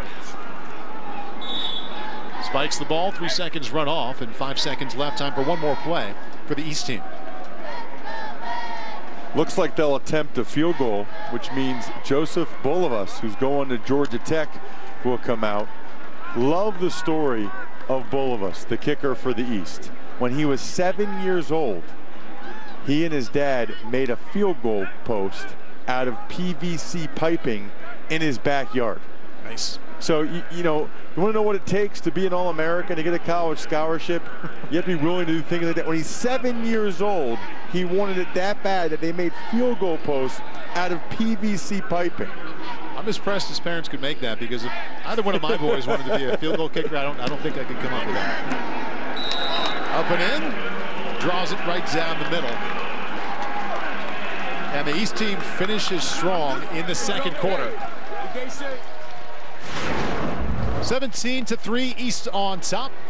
Halftime of the U.S. Army All-American Bowl. Touchdown passes from Hunter Johnson and also Jake Fromm. Also the declarations. Got a few left. Time now to send it back to our NBC Sports studios. From Johnson, dialing long distance, hitting the deep one up top. Ross, that's not where the fireworks stop. No, it wasn't. Jake Fromm, one of the other quarterbacks for the East, who actually started the game. He's been a leader all week, and you can see, even when he's under duress, about to take a hit, lays it out perfectly for DJ Matthews, and he knows what to do after that. Speed to burn, and Jake is excited. And with that, it's declaration time once again. Here's Marty Snyder. Well, Paul, every year the U.S. Army delivers an ROTC scholarship to a deserving student. That deserving student today is Nate Love from right here in San Antonio, and a pretty good athlete, I might add, himself. He runs cross country, he also runs track, and he's also an Eagle Scout. So, Nate, you're going to pick from Baylor, NC State, Michigan, and Alabama. Where are you going to go to school? NC State. Nate, going to go to NC State. Congratulations on that. What do you want to study at NC State? I want to do electrical engineering. All right, congratulations to the Love family. Major General Christopher Hughes has a big check for you guys. Congratulations. The ROTC scholarship going to Nate Love from right here in San Antonio. Paul. Marty, Nate gets the award for efficiency. NC State, happy to be here, happy to smile. And well done, Nate Love.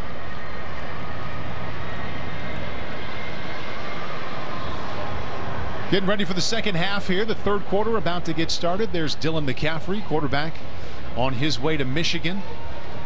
West team still looking for their first touchdown. 4 more declarations to come up. Jameer Calvin, Eno Benjamin, Chuck Filiaga, all on the books. We're looking forward to Bubba Bolden, Darnay Holmes, Jeffrey Okudah, and the #1 recruit in the nation, Foster Sorrell. He will go last. The two defensive backs, and Holmes and Okudah, really leading into Sorrell. They both interest me well because two corners, the two top defensive backs in the country, very different styles of play, though. Darnay Holmes, a type of player who could be a two-way threat at the collegiate level. Jeffrey Okudah, maybe a safety, maybe a corner, but a very long player. They're really competing to be the #1 corner in the country. Pretty cool that they're both going to announce their intentions here in the second half. We'll see if the offense for the West team can announce its presence. They only have 3 points so far, as the East squad really came alive with the passing game. Touchdown passes from Hunter Johnson and also from Jake Fromm. And we were taking a look at Foster Sorrell a moment ago. I'll be curious to see how he responds in the second half here. He got beat around the edge. I counted 2 different times in the first half of play.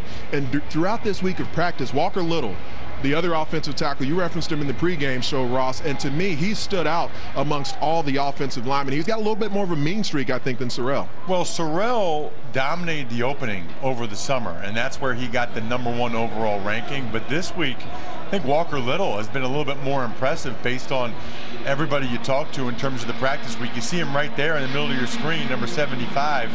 He has been dominant this week. Maybe even dominant enough to get bumped up to #1. We'll see what the rankings play out after this game. 2 players at the 2 same positions, and that's where recruiting has changed a bit here in recent years. We see so many guys who basically travel the country on the recruiting circuit, competing with each other and against each other.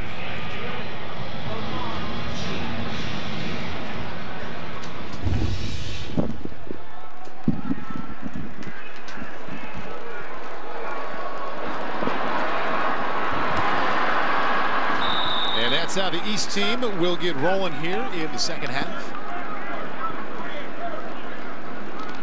DJ Matthews, nice return around the left side. He had the 2nd touchdown catch for the East team in the 2nd quarter. Hauling it in from Jake Fromm, and DJ will play his college football at Florida State. Pretty incredible that DJ Matthews and Sean Wade, one of the top corners in the country who's going to Ohio State, they played the same high school. Those guys are both dynamic athletes. Seems like you see that more and more with some of these guys going to the same high schools, powerhouse high schools.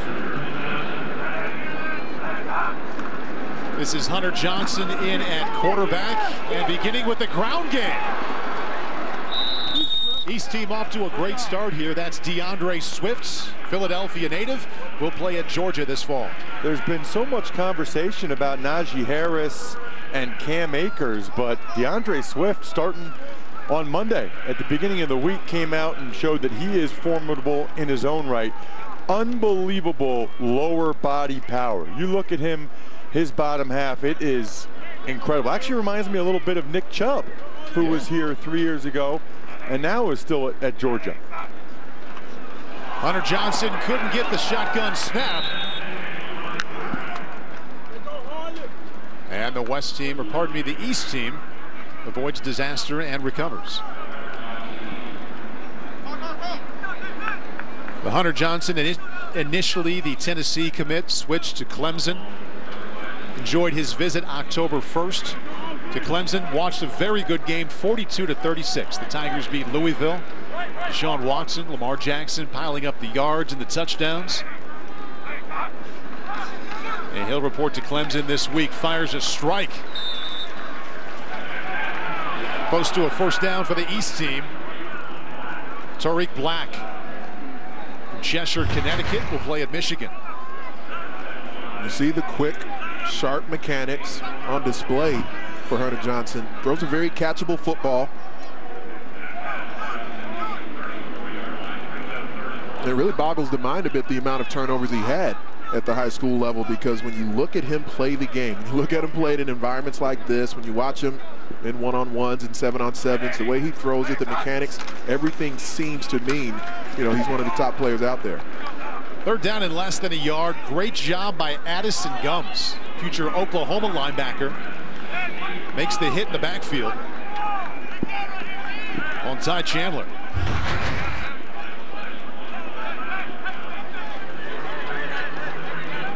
Continuing to churn the legs. Nice rally to the football for the West defense.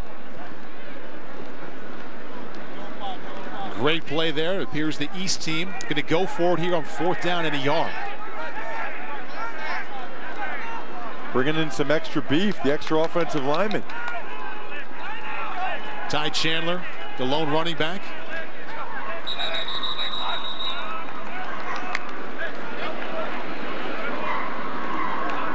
Timeout called just before that 4th and 1. Timeout. East. That's their first charge. Timeout of the half. We'll see what Hunter Johnson and the East team can dial up on 4th down and 1 and leading by 14. 4 more live declarations to come here in San Antonio.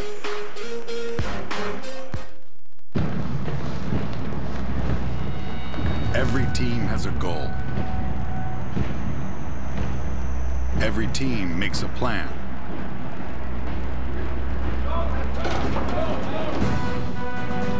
But only one team in the world has what it takes to succeed, no matter what gets in their way.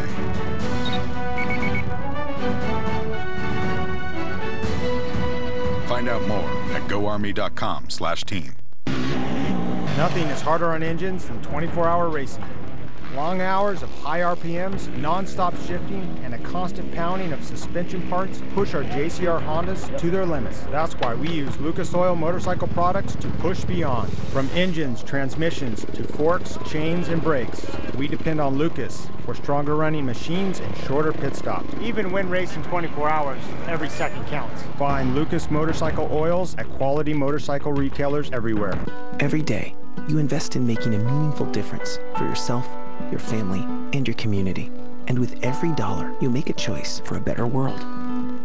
Our goal at American Century Investments is to deliver investment results for you, and that enables us to support research dedicated to liberating the world from life-threatening diseases like cancer. We can be a powerful collective force for a greater good. It's the kind of prosperity that's more valuable than money.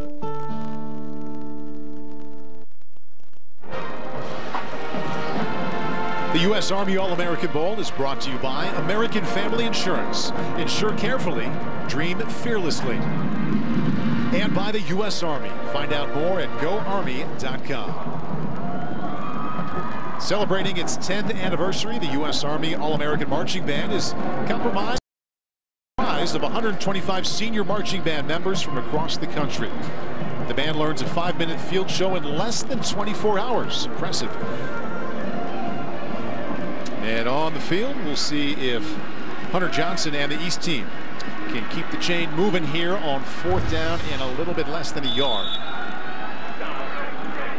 Ty Chandler, future Tennessee Volunteer, is the running back.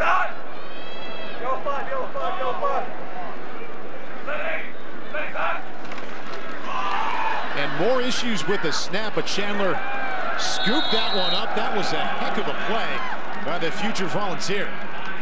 Wow, that is an incredible individual effort because it was yet another low snap. Chandler goes down and gets it, somehow still finds the hole, and then plows through another Tennessee native, Jacob Phillips, to get the first down. Chandler was really a big get for the Volunteers because it's been a nice year for the state, in-state in Tennessee, but some of the guys like Jacob Phillips are leaving to go to Oklahoma. The Vols really needed to get Chandler, and they did.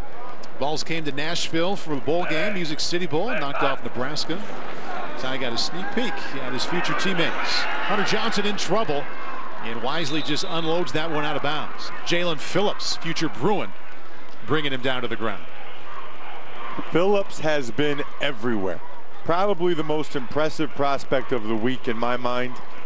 He looks like a guy that'll start as a true freshman for UCLA next year and have a major impact. He is unbelievable. His hands, his get-off, I mean, he looks almost like a future pro, Anthony. With Tack McKinley being on his way to the National Football League, that's the top edge rusher the UCLA Bruins are losing from this past season. Almost intercepted through the fingers of D.D. Bowie. And almost picking off, that's Caleb Gerald.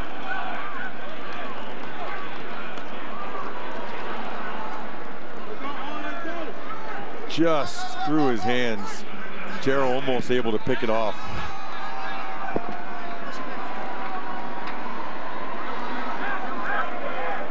So another 3rd and long here, and Hunter Johnson's a player who he's got some mobility, as we've been referencing. We haven't needed to see it on display as much in this game. We'll see if he uses it to move the pocket here. Johnson in rhythm, almost picks off. And then almost caught. Great jump on the ball by Dylan Orr, future Oregon Duck.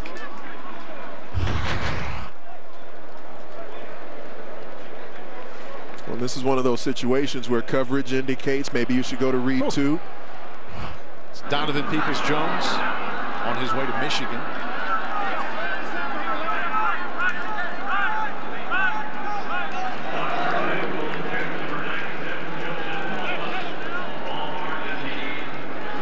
Joseph Belovis, the kicker.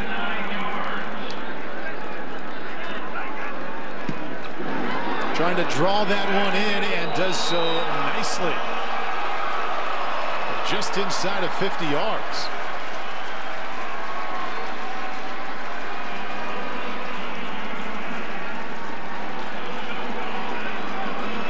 Declaration coming up. We've already seen 3. Bubba Bolden is up next.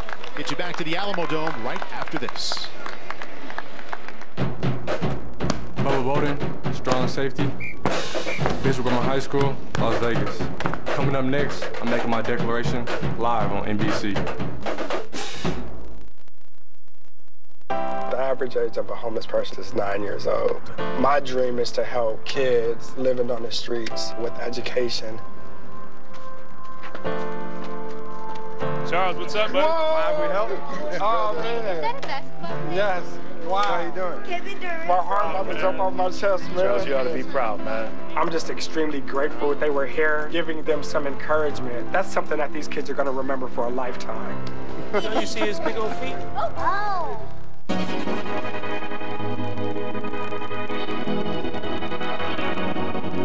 Even when you know where you're going,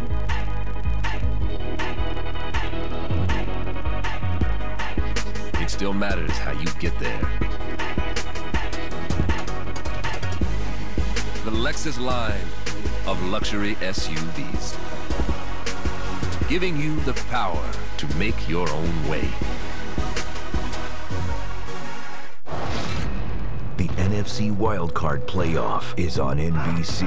It's win or go home. Lions, Seahawks. Tonight on NBC. Bubba Bolden is ready. His declaration is coming up. The defensive back from Las Vegas. Defense in this game, we've had lots of it. High level. Patrick Peterson played in the U.S. Army All-American Bowl. Derek Johnson and Haloti Ngata did as well. Look at that talent up front. Ndamukong Suh and also Gerald McCoy. In the middle, C.J. Mosley, Anthony Barr got their start here. We move in the back end. Talked about Peterson and Eric Berry, fantastic safety for the Chiefs. To the here and now, this pair played this last fall on college campus. Marty Snyder, it belongs to you and Bubba Bolden right now. Yeah, one of the best defensive backs in the country. He hasn't lost a game since he was in the 7th grade. Can you believe that, Paul? We have Mom Breezy, Dad Marcus here. The family is here as well. And this has really been a tough contest. You had committed to USC for a while. Ohio State got back in the picture. Then now Arizona State. Who are you going to pick? First off, I would like to thank God. I would like to thank my family for being with me through this process, and you know, my girlfriend Dale and her family. And I will be taking my talents to the University of Southern California. Ah, USC, a little bit of a change, and you had thought about Arizona State for a while. Why USC at the last minute, and what went into that decision? You know, my family, they supported me through this whole thing. They love USC. Got great coaches up there, and I feel like I can go in and make a big impact. All right, USC is who winds up getting him, Paul. That might have been a little bit of a surprise. We thought Arizona State and Ohio State also might have be in the mix here as well. Initially committed to USC back in December of 2015 and maintains that commitment. So much conjecture about who would end up getting Bubba Bolden, another one of these great players out of Bishop Gorman. They haven't lost a game in 3 years, as we referenced. 6'3", nearly 200 pounds. He's got great range as a safety, and that range is aided by the length that he has with his limbs. He does an outstanding job opening his hips, pursuing to the football. So having Leon McQuaid on his way to the National Football League from the safety position at USC is going to be yet another talented defensive back in a deep defensive backfield for the Trojans. Yeah, 3 of his Bishop Gorman teammates going to Ohio State. Bubba bucking that trend, you could say, and going to USC. And the West team going to get a great start on this possession. Dylan Orr still on his feet inside the 20-yard line. Couple of good blocks and then terrific acceleration. He looked like he was shot out of a cannon right here. He saw an alley and just took off. When you look that fast on a field with a bunch of really fast guys, you can fly. The Amador Lenore, when you think about Oregon Ducks football, whether it goes back to Chip Kelly and Mark Helfrich and now Willie Taggart taking the program over, speed to burn. Every skill position, whether offense or defense, big playmakers. This is Tate Martell, teammate of Bolden, into the end zone.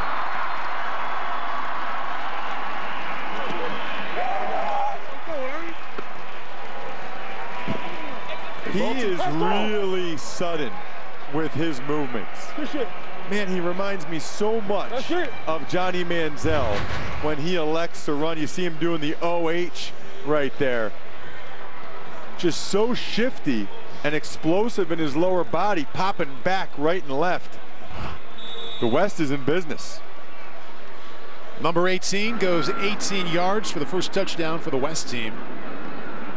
Talked about the fact that he went undefeated in high school, 45-0. They won their state title game this year, 84-8. He's used to lots of scoring and celebrating like that. Cuts that East lead to 10.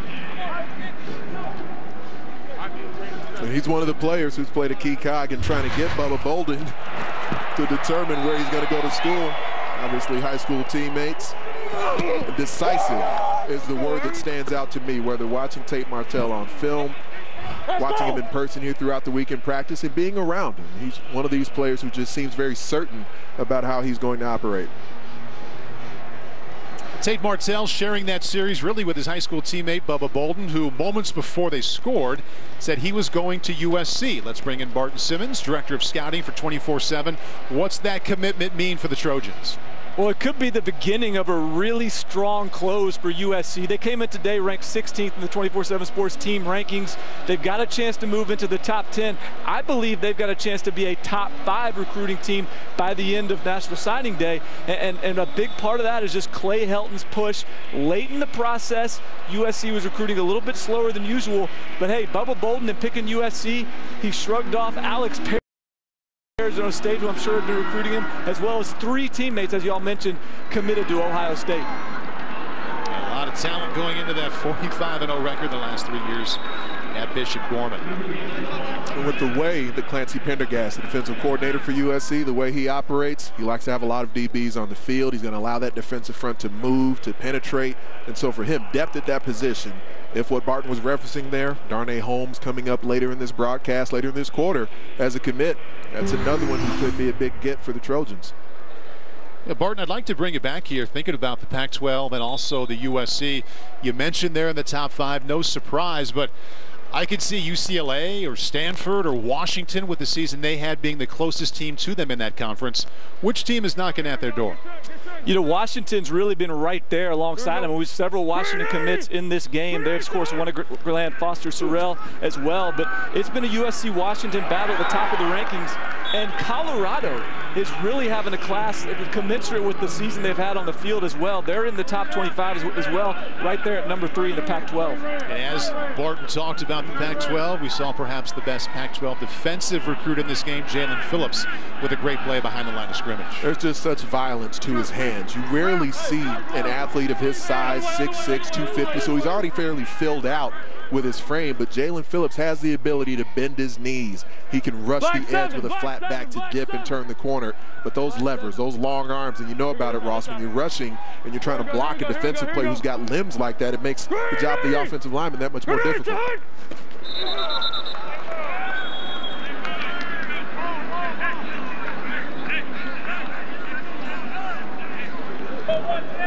False start, offense, number 80, 5-yard penalty, 2nd down. Jim Mora, defensive-minded head coach, so having a commit like Jalen Phillips will certainly scream volumes to some of the other defensive players who played in this game and around the country as well, the type of defensive class he's trying to put together there in Westwood. He is an absolute stud. In my mind, he should be up there for being potential #1 player in the country. Pitch and catch, but the West defense there right after the reception. Anthony, you got to know Phillips a bit during the week. Go ahead and make an outside move on that edge blocker, then I'm going to come at you as a back. All right, bet. I'll give you a set, go. Set, go. Oh, not bad. It's pretty quick. It's pretty quick. See if they'll be able to stop me in the Pac-12. We'll see.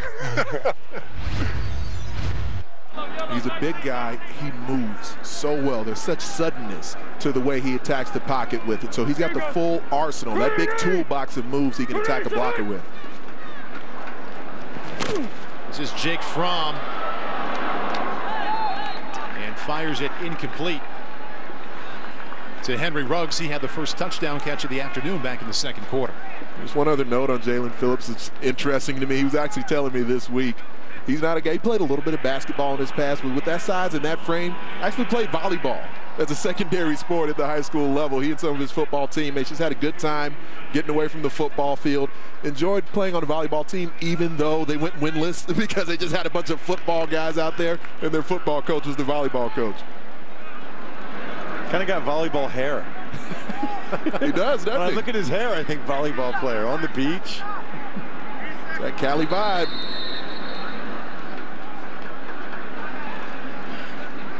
Now the West is going to call timeout on a punt return. Timeout, West. That's their first charge timeout of the half. Can't take him with you when you're gone, Ross. Right? Valid point. 4:16 left. The East lead is 10. Bubba Bolden, the latest declaration. They'll move a little bit west to Vegas and play for the USC Trojans. You're here to buy a car. What would help is simply being able to recognize a fair price. That's never really been possible, but along comes a radically new way to buy a car called TrueCar. And now it is. TrueCar has pricing data on every make and model, so all you have to do is search for the car you want. There it is. Now you're an expert in less than a minute. This is how car buying was always meant to be. This is TrueCar.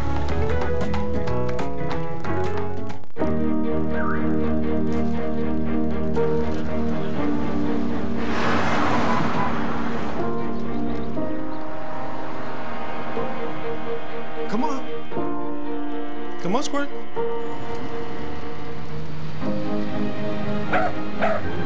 Whatever your financial goals are, a U.S. Bank Wealth Management Advisor can help make them a reality. Talk to one today. U.S. Bank, the power of possible. Are you excited to be here? I've been sitting in the parking lot for 4 days. 2 people are coming off like buttholes. Jimmy Fallon hosts the Golden Globes live tomorrow on NBC. Welcome back to San Antonio. You recognize that face. Hall of Famer Kevin Green has been on the sidelines as an honorary coach with a special connection to both the players on the field and the soldiers in the stands. Being in the military while I was still playing in the NFL was cool because I was able to kind of reset the clock every offseason. The values that I learned and just the determination to achieve your goals came into play when I decided to pursue football in addition to a military career.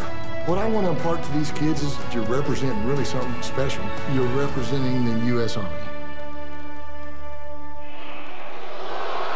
Sure, that means a lot to Kevin Green, but guys, how about the athletes, these 17, 18-year-old kids getting that kind of instruction during the week? And the interaction they've had with the military, servicemen, servicewomen, it's just impeccable.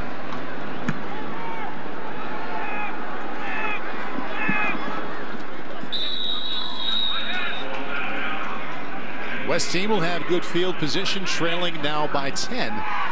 Another declaration coming up. Number 5 is Darnay Holmes. He'll tell you about his college plans right after this.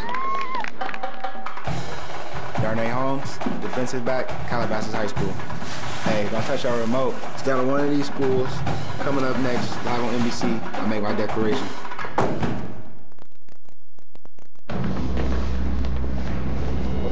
Every team trains hard. Every team prepares to win. But when U.S. Army soldiers take the field, it's best if the other guys don't bother showing up.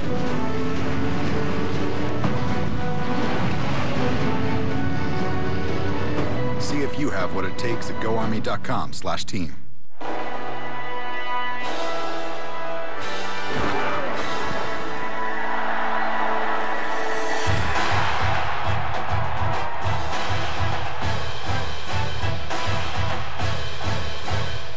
The average age of a homeless person is 9 years old.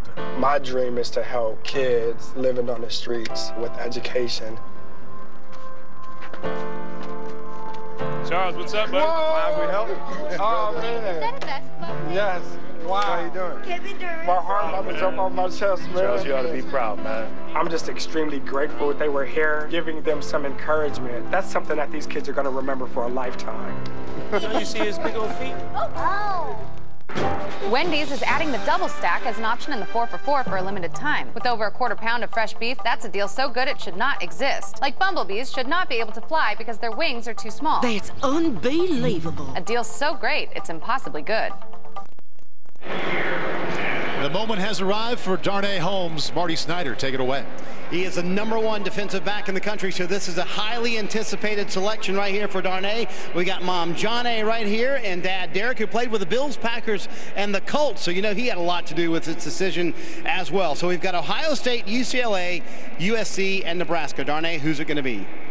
First, I would just like to thank God for this opportunity here and just be able to experience this great atmosphere. And I would like to thank the U.S. troops for sacrificing it all for us to live in the greatest country in the world. And there was a lot of prayer and a lot of thought in this decision. But at the end of the day, schools for recruiting me, and I could choose one school.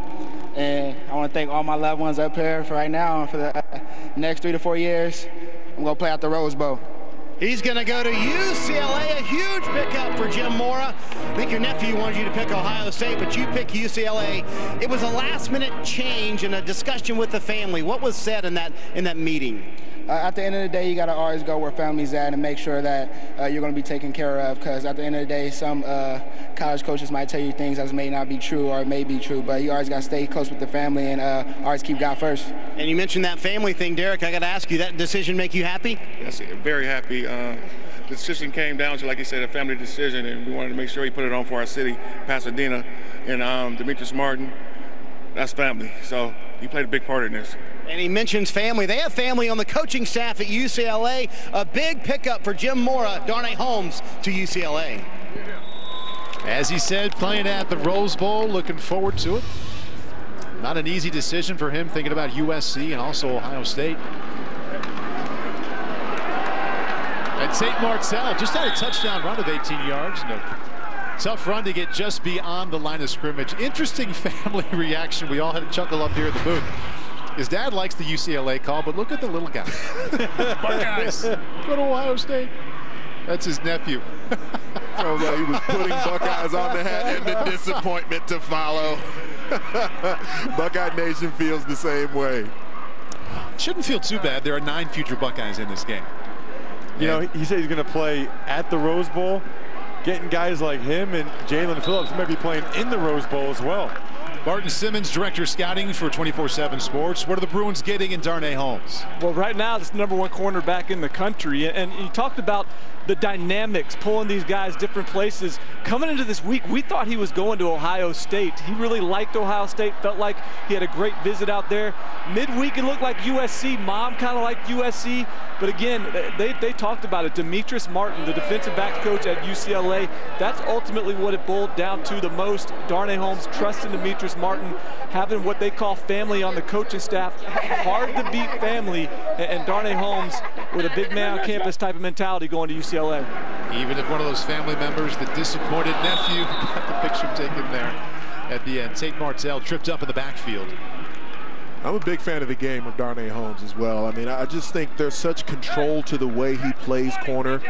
There's not a lot of wasted motion in his footwork, and that's part of what you look for a top flight defensive back. A lot of guys really panic when the ball's in flight and they can't see it. Darnay Holmes isn't one of those players, and he sets himself up to maybe have a bit of that Adoree Jackson vibe because he's a high-level wide receiver also. He said he potentially could play on both sides of the ball. Jed Fish, new offensive coordinator at UCLA, said he talked a little bit about maybe being the Jabril Peppers of the West Coast. Well, we know Jim Mora had a historic figure there, Miles Jack, who was freshman player of the year on offense and defense in the Pac-12 for the Bruins. Well, special teams. Nice play there.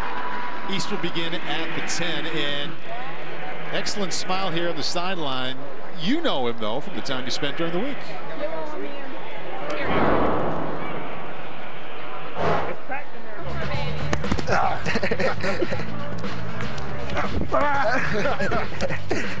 Oh, that's what you give him after you get a little pick six? All right, good stuff. I didn't want to make Jake Fromm look bad. That's why my vertical was, you know, some of the folks who saw me back in the day, the vertical was a little better back then. I was just going to say, no matter what the drill is, you're getting beat. Where's the pride? When are you going to step up and stone one of these kids? It's been 20 years. Make a play. My knees are still sore, Ross. Elbow, too. I was messing around with Marty down there on the field throwing that discus. My elbow's throbbing. Did you throw it better than Marty? I did. I'm a school record holder in the disc. I did throw it better than Marty. I can say that much. Tonga Vailoa, quick feet there for a gain of 5 yards. Thought it was really interesting talking to Tua Tagovailoa. He got offered a scholarship from Alabama without ever talking to any of the coaches. Tosh Lupoi recruited him, called his parents, said Tua has a full ride to come to Alabama to be our quarterback. That's a good call. That's a good day. And what was Tua's response? Remember, because he didn't hear directly from Alabama himself. He heard it from his folks. He said, I thought they were playing a trick on us. Green 90, say hut. First down, East team. Barton, want to get you back in here. How firm is Alabama's grip on that #1 spot, according to you guys? Well, Ohio State's banging on their door right now, and they've got a great per recruit has a higher rating average than any class in the history of 24/7 Sports rankings. So this is a great class for Ohio State, no matter who finishes #1. But Alabama, because they have more commits, significantly more commits, I still think finishes with that #1 class. Barton, thank you. And that'll do it here for the third quarter. One more quarter of football, and also 2 more live declarations coming up here in the American Bowl. Darn puts on the hat of the UCLA Bruins. Said he'll be there for 3 or maybe 4 years. #1 player of the nation will declare in the fourth quarter. We're back after this. Sunday, 2 sending shockwaves through the Northwest for the biggest match in English football. Man United, Liverpool, next Sunday on NBCSN. School bus drivers with OUIs, multiple speeding tickets, and license suspensions. I wouldn't want that pressure. The flawed system allowing dangerous driving.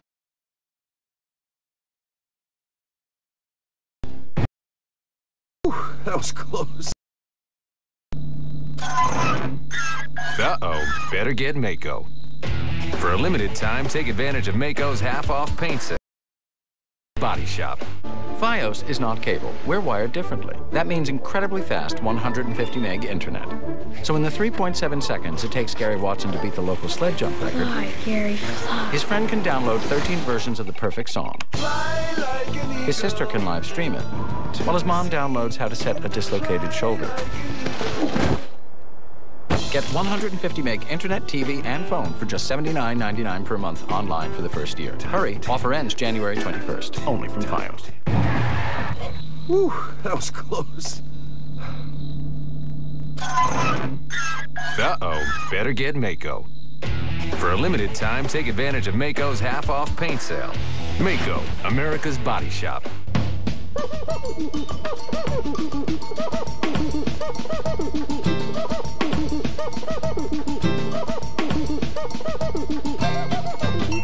Watch Jimmy Fallon host the Golden Globes this Sunday on NBC. Phil Lipoff and Shannon Malaire, weeknights on NBC Boston.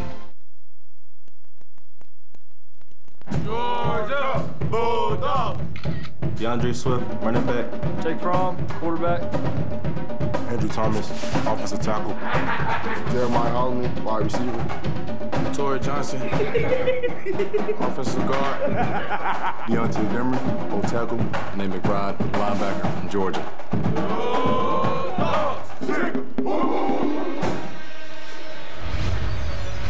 Those are the 9 future Georgia Bulldogs playing here in the U.S. Army All-American Bowl. And this is the U.S. Army All-American Bowl presented by American Family Insurance. We're all set for the fourth quarter. East team on top 20-10. That's future Alabama quarterback Tua Tagovailoa. Showing off the quick feed once again. And, I mean, just otherworldly change of direction from Jalen Phillips. I mean, he goes into the backfield, engages the blocker back there, started to dart inside, saw Tagovailoa start to turn the corner, got off of that block, and then chased him down before he picked up yardage. That was really impressive. A lot of these recruits will look to what has happened out the door of that campus to the NFL. And, you know, he likes Anthony Barr, Lance Kedricks, a nice little history, a recent history of defensive Bruins off that front seven, playing well in the NFL. Tagovailoa sidestepping the pressure. Nice throw back across his body. And a little help on the back end. Already with a touchdown, that's Henry Ruggs with a nifty run for a first down. You know, it's either 26 or 29, it seems like, when these guys get their ball in their hands. They are tough to bring down. Henry Ruggs and DJ Matthews, a couple of undersized receivers for the East, have been awesome so far today. You see the ump cam to get that angle from it. Looks like they're fighting over the MVP right now in my mind. Good look there from the ump cam. Interesting talking to Tua as we listen to him make the calls there at the line of scrimmage. It'll be 2nd down and 5. But when we brought up to him yesterday about his upcoming future at Alabama, the fact that Jalen Hurts, freshman quarterback, seems to have a pretty good grip on the job, something he didn't know when he committed. Jalen Hurts was just competing for the job. His take on it was, what I see there is they're willing to play a freshman. So he didn't see that the next 3 years are gone. He sees they're going to play a young guy instead of the experienced guy, and I like that. Right, he said they're going to play the best guy because they're playing Hurts over Cooper Bateman, who had been at Alabama for years. He took that as a positive, that if you are the best guy, you'll be the guy. And what Nick Saban really respects about Tua Tagovailoa, he played in that spread system in high school, out at St. Louis High School in Honolulu. You see that dual threat capability on display here, picking up the first down. But beyond that, beyond him playing in the spread and running these run-pass options, he spent just legendary amounts of time after he was done practicing with his team on the field with his dad, Nalu, just after practice working on pro-style mechanics, working on taking snaps from center. That's the type of work ethic that's made Nick Saban one of the most successful coaches in college football, because that's what he demands of players once they get to his university, and Tua Tagovailoa already shows it. Aloha. Aloha. Aloha. Aloha. Showing that love for the islands. Green 87. DeAndre Swift, the running back, on his way to Georgia. Finds nowhere to go. West defense there to stack him up after a gain of 1. Take a look at the declarations we have already seen.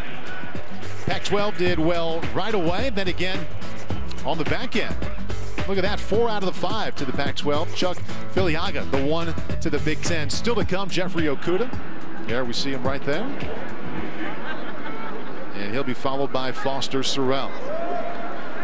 Good to see Okudah up, healthy, smiling after getting dinged up a bit earlier in the game.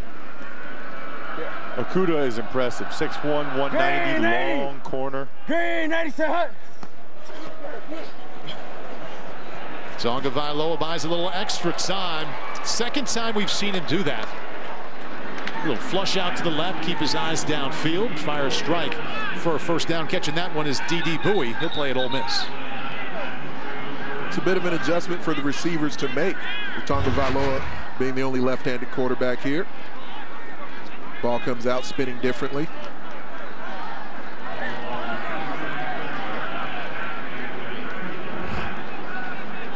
Tackle made by linebacker Bruce Jordan Swilling, who will be moving on to play at Georgia Tech. And not a surprise, because his dad, Pat Swilling, was obviously a star at Georgia Tech. And then in the NFL with the Saints. DeAndre Swift fighting for extra yardage. You can see why they're excited about him down in Athens for his Georgia career that's upcoming. He is just so powerful in the lower body. Watch him coming into your living room here. Gets hit and drives a linebacker 5 yards, just carries him. That was Jalen Phillips, too. DeAndre Swift 2 seasons ago, at one point he was the #1 rated running back in this 2017 class. And the thought is his performance didn't necessarily dip, but players like Najee Harris, Cam Akers just continue to emerge as their bodies matured. He had a down junior year. He was injured. Both he and his team had a down junior year, but he came back and was unbelievably dominant for St. Joe's Prep out of Philadelphia, one of the top 10 teams in the country. They went all the way to the 6A state championship in Pennsylvania. Pardon me, #9 defensive lineman Hunter Echols going to play at USC. Green 80. Green 80, set. Tagovailoa keeps it himself, trying to get around that left side. And dropped just before he got across the 10-yard line. D lineman Jaden Peavy, before he plays at Texas A&M, making a nice play in the backfield there. That's a wake-up call for these quarterbacks and running backs. He gets the edge right there. He's thinking, this D lineman, I'm going to dust this guy. But Peavy, at 6'6" and 280 pounds, able to bring him down and chase him down. You can see Peavy, number 92, right side of your screen. Get that long body. Was actually really a basketball player until the last couple of years. The first thing you notice when you make that jump as a quarterback from high school to college is how well the defensive linemen run. All right. Ground game for the East, pushes it inside the 5-yard line. And that's Cam Akers. December 27th. Made Jimbo Fisher awfully happy, saying he was going from Clinton, Mississippi to Tallahassee. Starting quarterback for his high school team, did it awfully well. He accounted for 7 touchdowns in the high school state title game. First ever state championship for Clinton, Mississippi. That was as a quarterback. For me, if there's any concern for Cam Akers, that transition from running from the quarterback position where often defenders are running away from you. Akers with a cutback, and Akers with a touchdown.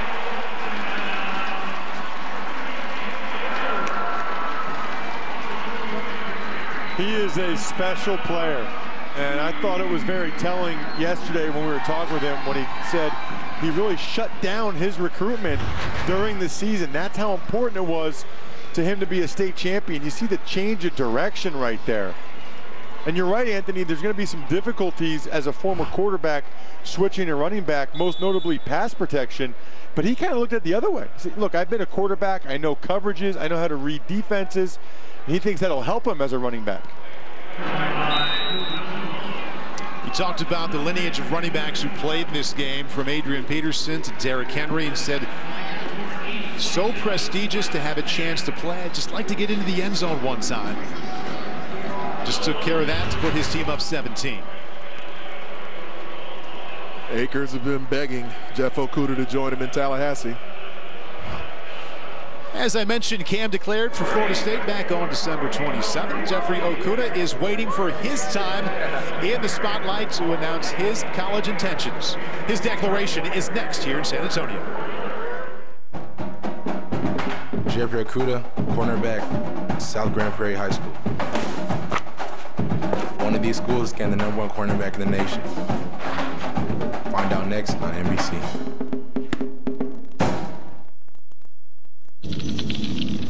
I can shut down your power grids.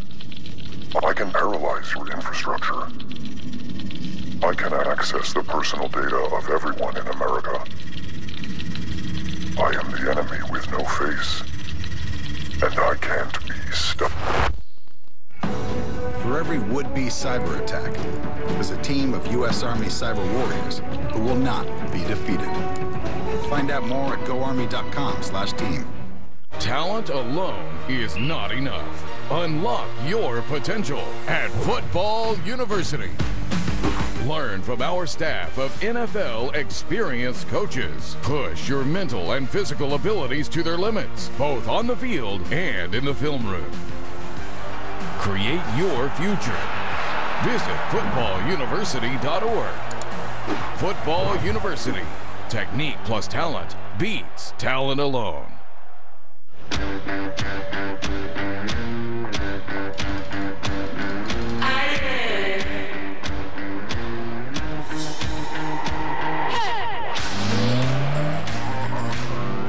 Whether you're after supreme performance, advanced intelligence, or breathtaking style, there's a C-Class just for you.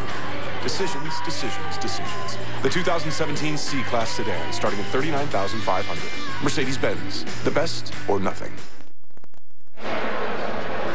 The top cornerback in the country has a little news for us. Here's Lewis Johnson. All right, he is one of the top in the nation. Jeffrey Okudah here, a defensive back, 6'1", 198 pounds out of South Grand Prairie High School, just south of the Dallas-Fort Worth International Airport. Here with his family, ready for this big moment. His dad, Sam, is there. Sister Karen, who's at Texas A&M. Little sister Kamsi, who was going to do the honors. And, of course, aunts and uncles. You've been waiting a long time. I heard a big sigh of relief in commercial, and this is the moment. Finally, you can tell us, is it going to be Florida State, Ohio State, or Oklahoma? Jeffrey Okudah, where will you play college football? First off, I want to thank God for putting me in the position to be here, and thank my family for guiding me along this journey. But for the next 3 to 4 years, I'll be attending. Kamsi. And she picks the hat in the middle and puts it on her big brother's head. Ohio State University. Urban Meyer gets another great cornerback. Why the decision to go to Columbus? From when I got there, I was just comfortable with the coaching staff, the plan they set up for me. They put a lot of defensive backs in the NFL and the life outside of football. And they just had the whole 9 yards. And speaking of life outside the football, you mentioned that business might be something you want to pursue, maybe law. How also did that play into the decision? It played into that decision because when I researched all the schools, they had the best program with the Fisher School of Business. So I was just taken back by that. All right, congratulations. Celebrate with your family. And he did his homework, Paul, going to Ohio State for football and academics. Congratulations. Go Bucks. I would say go Bucks here today. That makes it 10 future Buckeyes playing in this game. Leaves us with one more commitment, and it's a big one, literally and figuratively. Foster Sorrell, the #1 recruit in the nation, will tell us where he's going to college when we come back here inside the Alamo Dome. You heard it right here moments ago. Jeffrey Okudah is a Buckeye.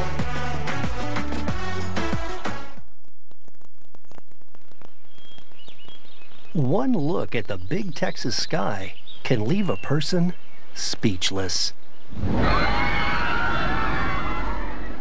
That's why we also have roller coasters to balance things out just a bit.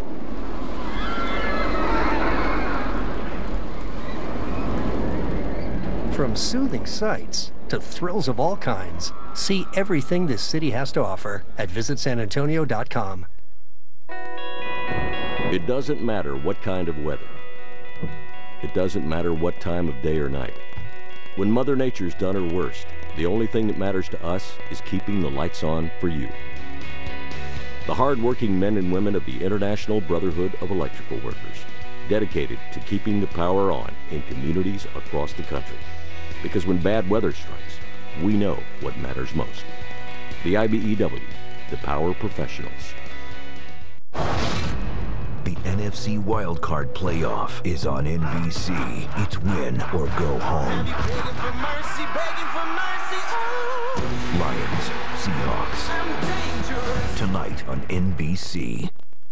The U.S. Army All-American Bowl is brought to you by Visit San Antonio, where you'll find great sports all year round. By American Family Insurance. Insure carefully, dream fearlessly.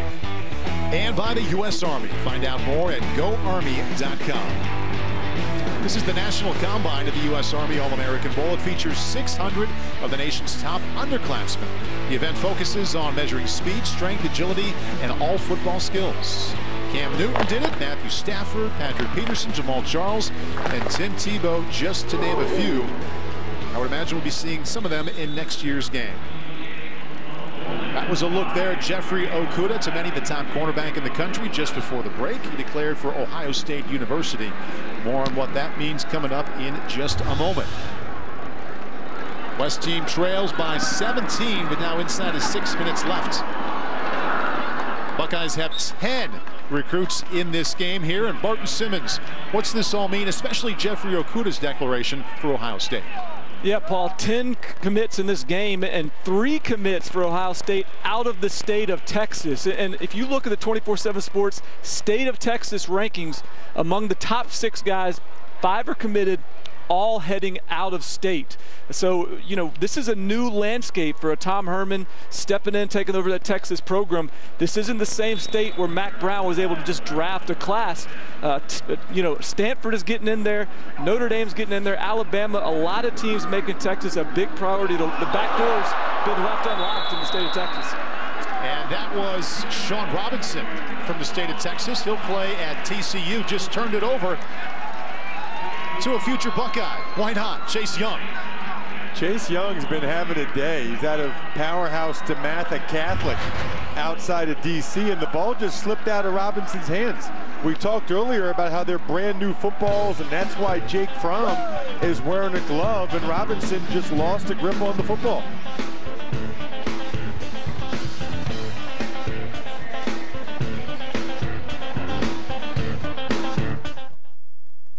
The average age of a homeless person is 9 years old. My dream is to help kids living on the streets with education. Charles, what's up, buddy? Why we help? Oh, man. Yes. Wow. How you doing? My heart about to jump off my chest, man. Charles, you ought to be proud, man. I'm just extremely grateful they were here, giving them some encouragement. That's something that these kids are going to remember for a lifetime. You see his big old feet? Oh. Enjoy your phone. You too. All right, be cool. You got the amazing new iPhone 7 on the house by switching to AT&T. What? And you got unlimited data because you have DirecTV? Okay, just a few more steps. Door! It's cool. Get the iPhone 7 on us and unlimited data when you switch to AT&T and have DirecTV. The stars are out in Hawaii. Who will say aloha to the first title of 2017? The SBS Tournament of Champions, next on NBC. U.S. Army All-American Bowl, always all about the declarations. We have 6 in the books. The Pac-12 has been big. Ohio State and Michigan did jump in there, as you can see. The next one coming up, that man, Foster Sorrell, the #1 recruit in the nation, says he'll play left tackle or right tackle. Happy to play either one. He'll tell you at which college. Coming up here in moments. Paul Burmeister, Anthony Herron, Ross Tucker in the booth. Excellent contributions from the sidelines all day. Barton Simmons, Marty Snyder, and Lewis Johnson.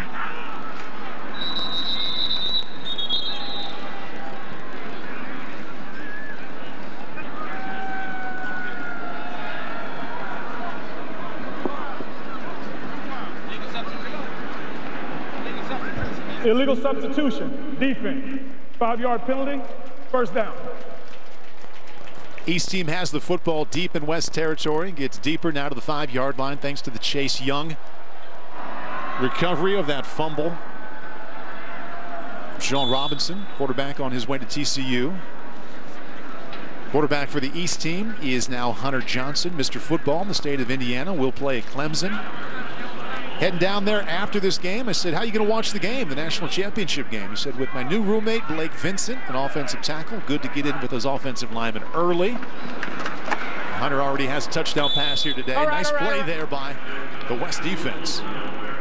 That's Marlon Tuipulotu, who will play at Washington. Hunter Johnson really burst onto the scene in the summer before his sophomore year. As you take a look at yet another play made by Jalen Phillips, as well as the future Washington Husky, Tuipulotu. Pete Kwiatkowski in Washington, not only their defensive coordinator, we saw what a defense they had as they were able to hang in there with the Alabama Crimson Tide, but one of the few defensive coordinators in the country that is also a defensive line coach. I love that. Fly sweep, and look at the West defense sprint to the ball there. Making a living behind the line of scrimmage. That's Samson Nayu, who'll play at Oregon. Really good read and recognition by Nayu. Comes flying through there. His dad actually played at San Diego State. He's from San Diego. So much of it's at the next level, the ability to key and diagnose. And you can tell right there, Nayu's able to do that. As we approach the 4-minute mark here in the game, a reminder that the #1 recruit in the nation, Foster Sorrell, will have his declaration here coming up in a couple of moments. Johnson fires incomplete there to bring up 4th down and goal.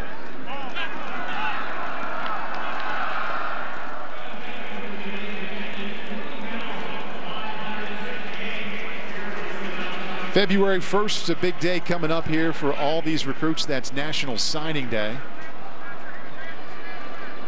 And after the commitment of Foster Sorrell, all but 15 of the players in this game will have made their declaration, announced the news of where they're going to college. And for the ones that haven't yet, it's about to be a very busy month. I didn't know yet at this point. Whoa. Well, that was interesting. Bursting through the line of scrimmage, untouched, that's Bubba Bolden. Made a declaration earlier today. He played at USC. Second player we've seen fire the ball to the troops. I don't see a flag. And that is surprising because by rule, it was my impression that field goals were not to be rushed. Well, the ball was on the ground. The long snapper, Bolden jumped. Timed that up perfectly. And he has done this multiple times for Bishop Gorman during his high school career, where he's either attempted or completed leaping over blockers to attempt to block field goals. He was the only one playing football just before the snap. Everybody else standing there. It's a good trait. Because like Anthony said, you're not supposed to rush the field goals. I love it though. What are they going to do? Are they going to stop? I guess they could throw a penalty flag. A nice moment in the sun there for Bubba Bolden. Certainly not his last. It's incredible that 4 Bishop Gorman players are here playing in this game. The other 3 going to Ohio State. And as Bubba told us earlier, he is going to USC.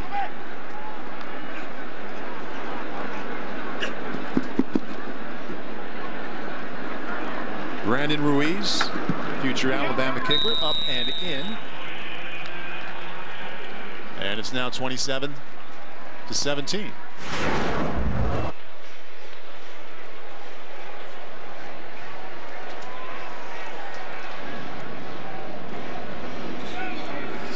Coming up next, Bubba already told us where he is going. And there he is. Going to be the man of the hour, the top recruit in the country, Foster Sorrell, will announce his college plans next. Foster Sorrell, tackle, Graham Kapowski. Stay tuned, nation, for my college declaration.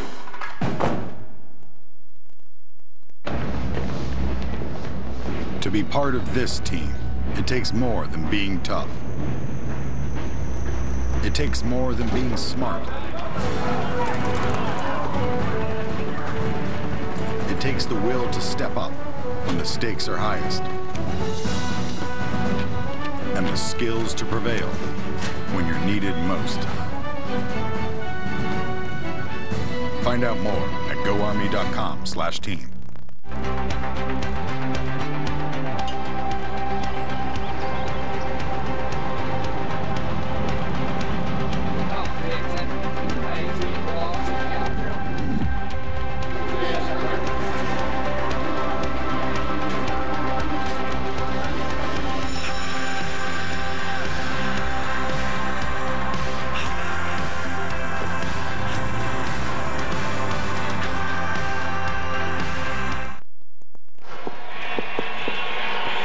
There is Foster Sorrell, the #1 recruit in the country. Lewis Johnson ready to take in his declaration. And this is a big moment, the final declaration of this game for 2017. The #1 player in the nation, Foster Sorrell, a 5-star recruit. And I'm talking about big, 6'6", 311. And he has a great foundation, starting with the size 18 feet I see down there, along with this great family you have next to you. Your mom, Pam, is here, your dad, Ryan, your grandfather, and everyone else. And Foster, after all of the questions and the week and the game, you now have these hats in front of you. We have Stanford, Washington, USC, Nebraska, and Notre Dame. And so finally, as the #1 player in the country, where are you going to play college football? Well, first and foremost, I'd like to thank God for all the opportunities and privileges He blessed me with, and me and my family. I'd also like to thank my mom, dad, and sister for being incredible through this whole recruiting process, as well as the rest of my family and my coaches and teachers. But for the next 4 years, I plan on attending Stanford University. Stanford University is going to be a Cardinal. How about that? It's not going to be big enough. You have to open it up. And very interesting here, because Foster, in my hand, I have a copy of a letter that you wrote in 7th grade. And there at the bottom, you see it's highlighted. My dream college is Stanford for football. Yes, how sir. about from there to this moment? Yes, sir. I mean, it's been amazing. This whole process has been incredible. And, I mean, that's been my dream school since I was a little kid. So I think just follow your heart, and I think it led me to the right place. And we spoke at the beginning of this game about your grandfather, who was an Army veteran, and the inspiration he gave you. Look at the hat he's got on down there. He's got his Stanford hat. He's ready. What's it mean to do it right? What's this mean for him as well? Yeah, it's just incredible to honor him and be able to go to college and just honor my my name and my family and everything. It's incredible. All right, congratulations to the family and everybody. Paul, back to you. Lewis, Foster, thank you very much. We just saw the first onside kick attempt here today. And that is huge news for David Shaw, the Stanford Cardinal. Let's check in with Barton Simmons. Barton, what's this mean for Stanford and David Shaw? Well, if you're keeping score at home, 24/7 Sports now has Stanford getting the #1, #2 players in the country, both offensive tackles, the #1 tight end, and the #1 quarterback. Here's the deal. For high academic kids that can get into Stanford who want to challenge themselves academically, Stanford is Alabama. They're Ohio State. They're USC. They are at the top of the food chain. And fortunately for Stanford, some of the best players in the country this year fit that profile as high academic kids. And there are still a number of players undecided here in this game, Barton. Stanford in the running for any of the highly rated guys who haven't made a decision yet? Paul, this Stanford class is really small, so you're not going to see them in the mix with a lot of these guys, in part because they don't have room for them. They're going to be really low ranked in terms of the national team rankings because they've only got a little over 10 commits in this class. So that's just something that Stanford deals with because they don't deal with much attrition, so they don't have huge classes. As I've spoken to David Shaw just about the way he recruits, one of the things he's constantly told me is that there's a very specific brand of athlete and student and scholar that you're able to get for the Stanford Cardinal, so they don't cast that wide a net often. Foster Sorrell said he'll play either the left side or the right sided tackle. Happy to do either one. That's Jake Fromm, the future Georgia Bulldog. Big touchdown pass late in the second quarter. And a whole lot to do with the East team being up by 10.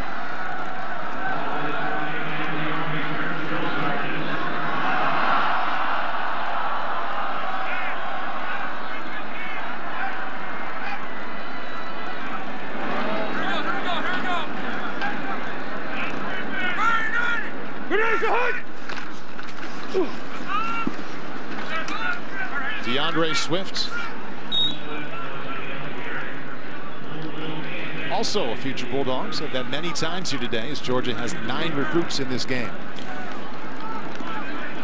My favorite part of that Foster Sorrell letter, not only is it awesome that he wrote that letter about playing for Stanford, the last line he said, lastly, comma, I wear a size 17 shoe. And it's now 18. He had 5 goals on the chalkboard in his bedroom. Varsity starter, played an All-American game, D1 football, first-round draft pick, and Pro Football Hall of Fame. Hey, catch it, take your knee. Hey, you hold it, you hold it, you hold it. Hurry up, hurry up, hurry up, hurry up, hurry up. Now inside of 30 seconds left. Jake Fromm takes a knee with his team up by 10. Let's go to the sidelines for a report on the MVP. Here's Marty Snyder. Well, Hunter Johnson's our MVP after that 61-yard touchdown pass. How can you deny that? He gets the Pete Dawkins Trophy for the MVP this year. Congratulations to you, and what an incredible game. Thank you so much. Yeah, it was a blast. So fun playing out here with these guys. Couldn't have expected, a better time. All right, Mr. Secretary, I'll let you present the trophy to him. Getting that prestigious trophy, he is your MVP for the 2017 U.S. Army All-American Bowl. Marty, thank you very much. Hunter Johnson, future Clemson Tiger at quarterback. And while we watch the stars of this year's class, congratulate each other, say goodbye for now. We take a look at the 2018 class, some of the commits we have already for next January's game. Boy, that looks awesome for next year already. A couple Pennsylvania guys on there. I like that. Ross and Anthony, final thoughts on what you saw here today? Players with no fear of competition. It's been a great week in San Antonio. Another big day for Ohio State. A lot of Bulldogs and Buckeyes out here today. Coming up next, the PGA Tour is back. It's the SBS Tournament of Champions from Hawaii. Later tonight, it's win and you're in as the Lions take on the Seahawks in Seattle. NFC Wildcard Playoff coverage begins on NBC at 7:30 Eastern. For our entire NBC crew, I'm Paul Burmeister saying thanks for watching the U.S. Army All-American Bowl from San Antonio.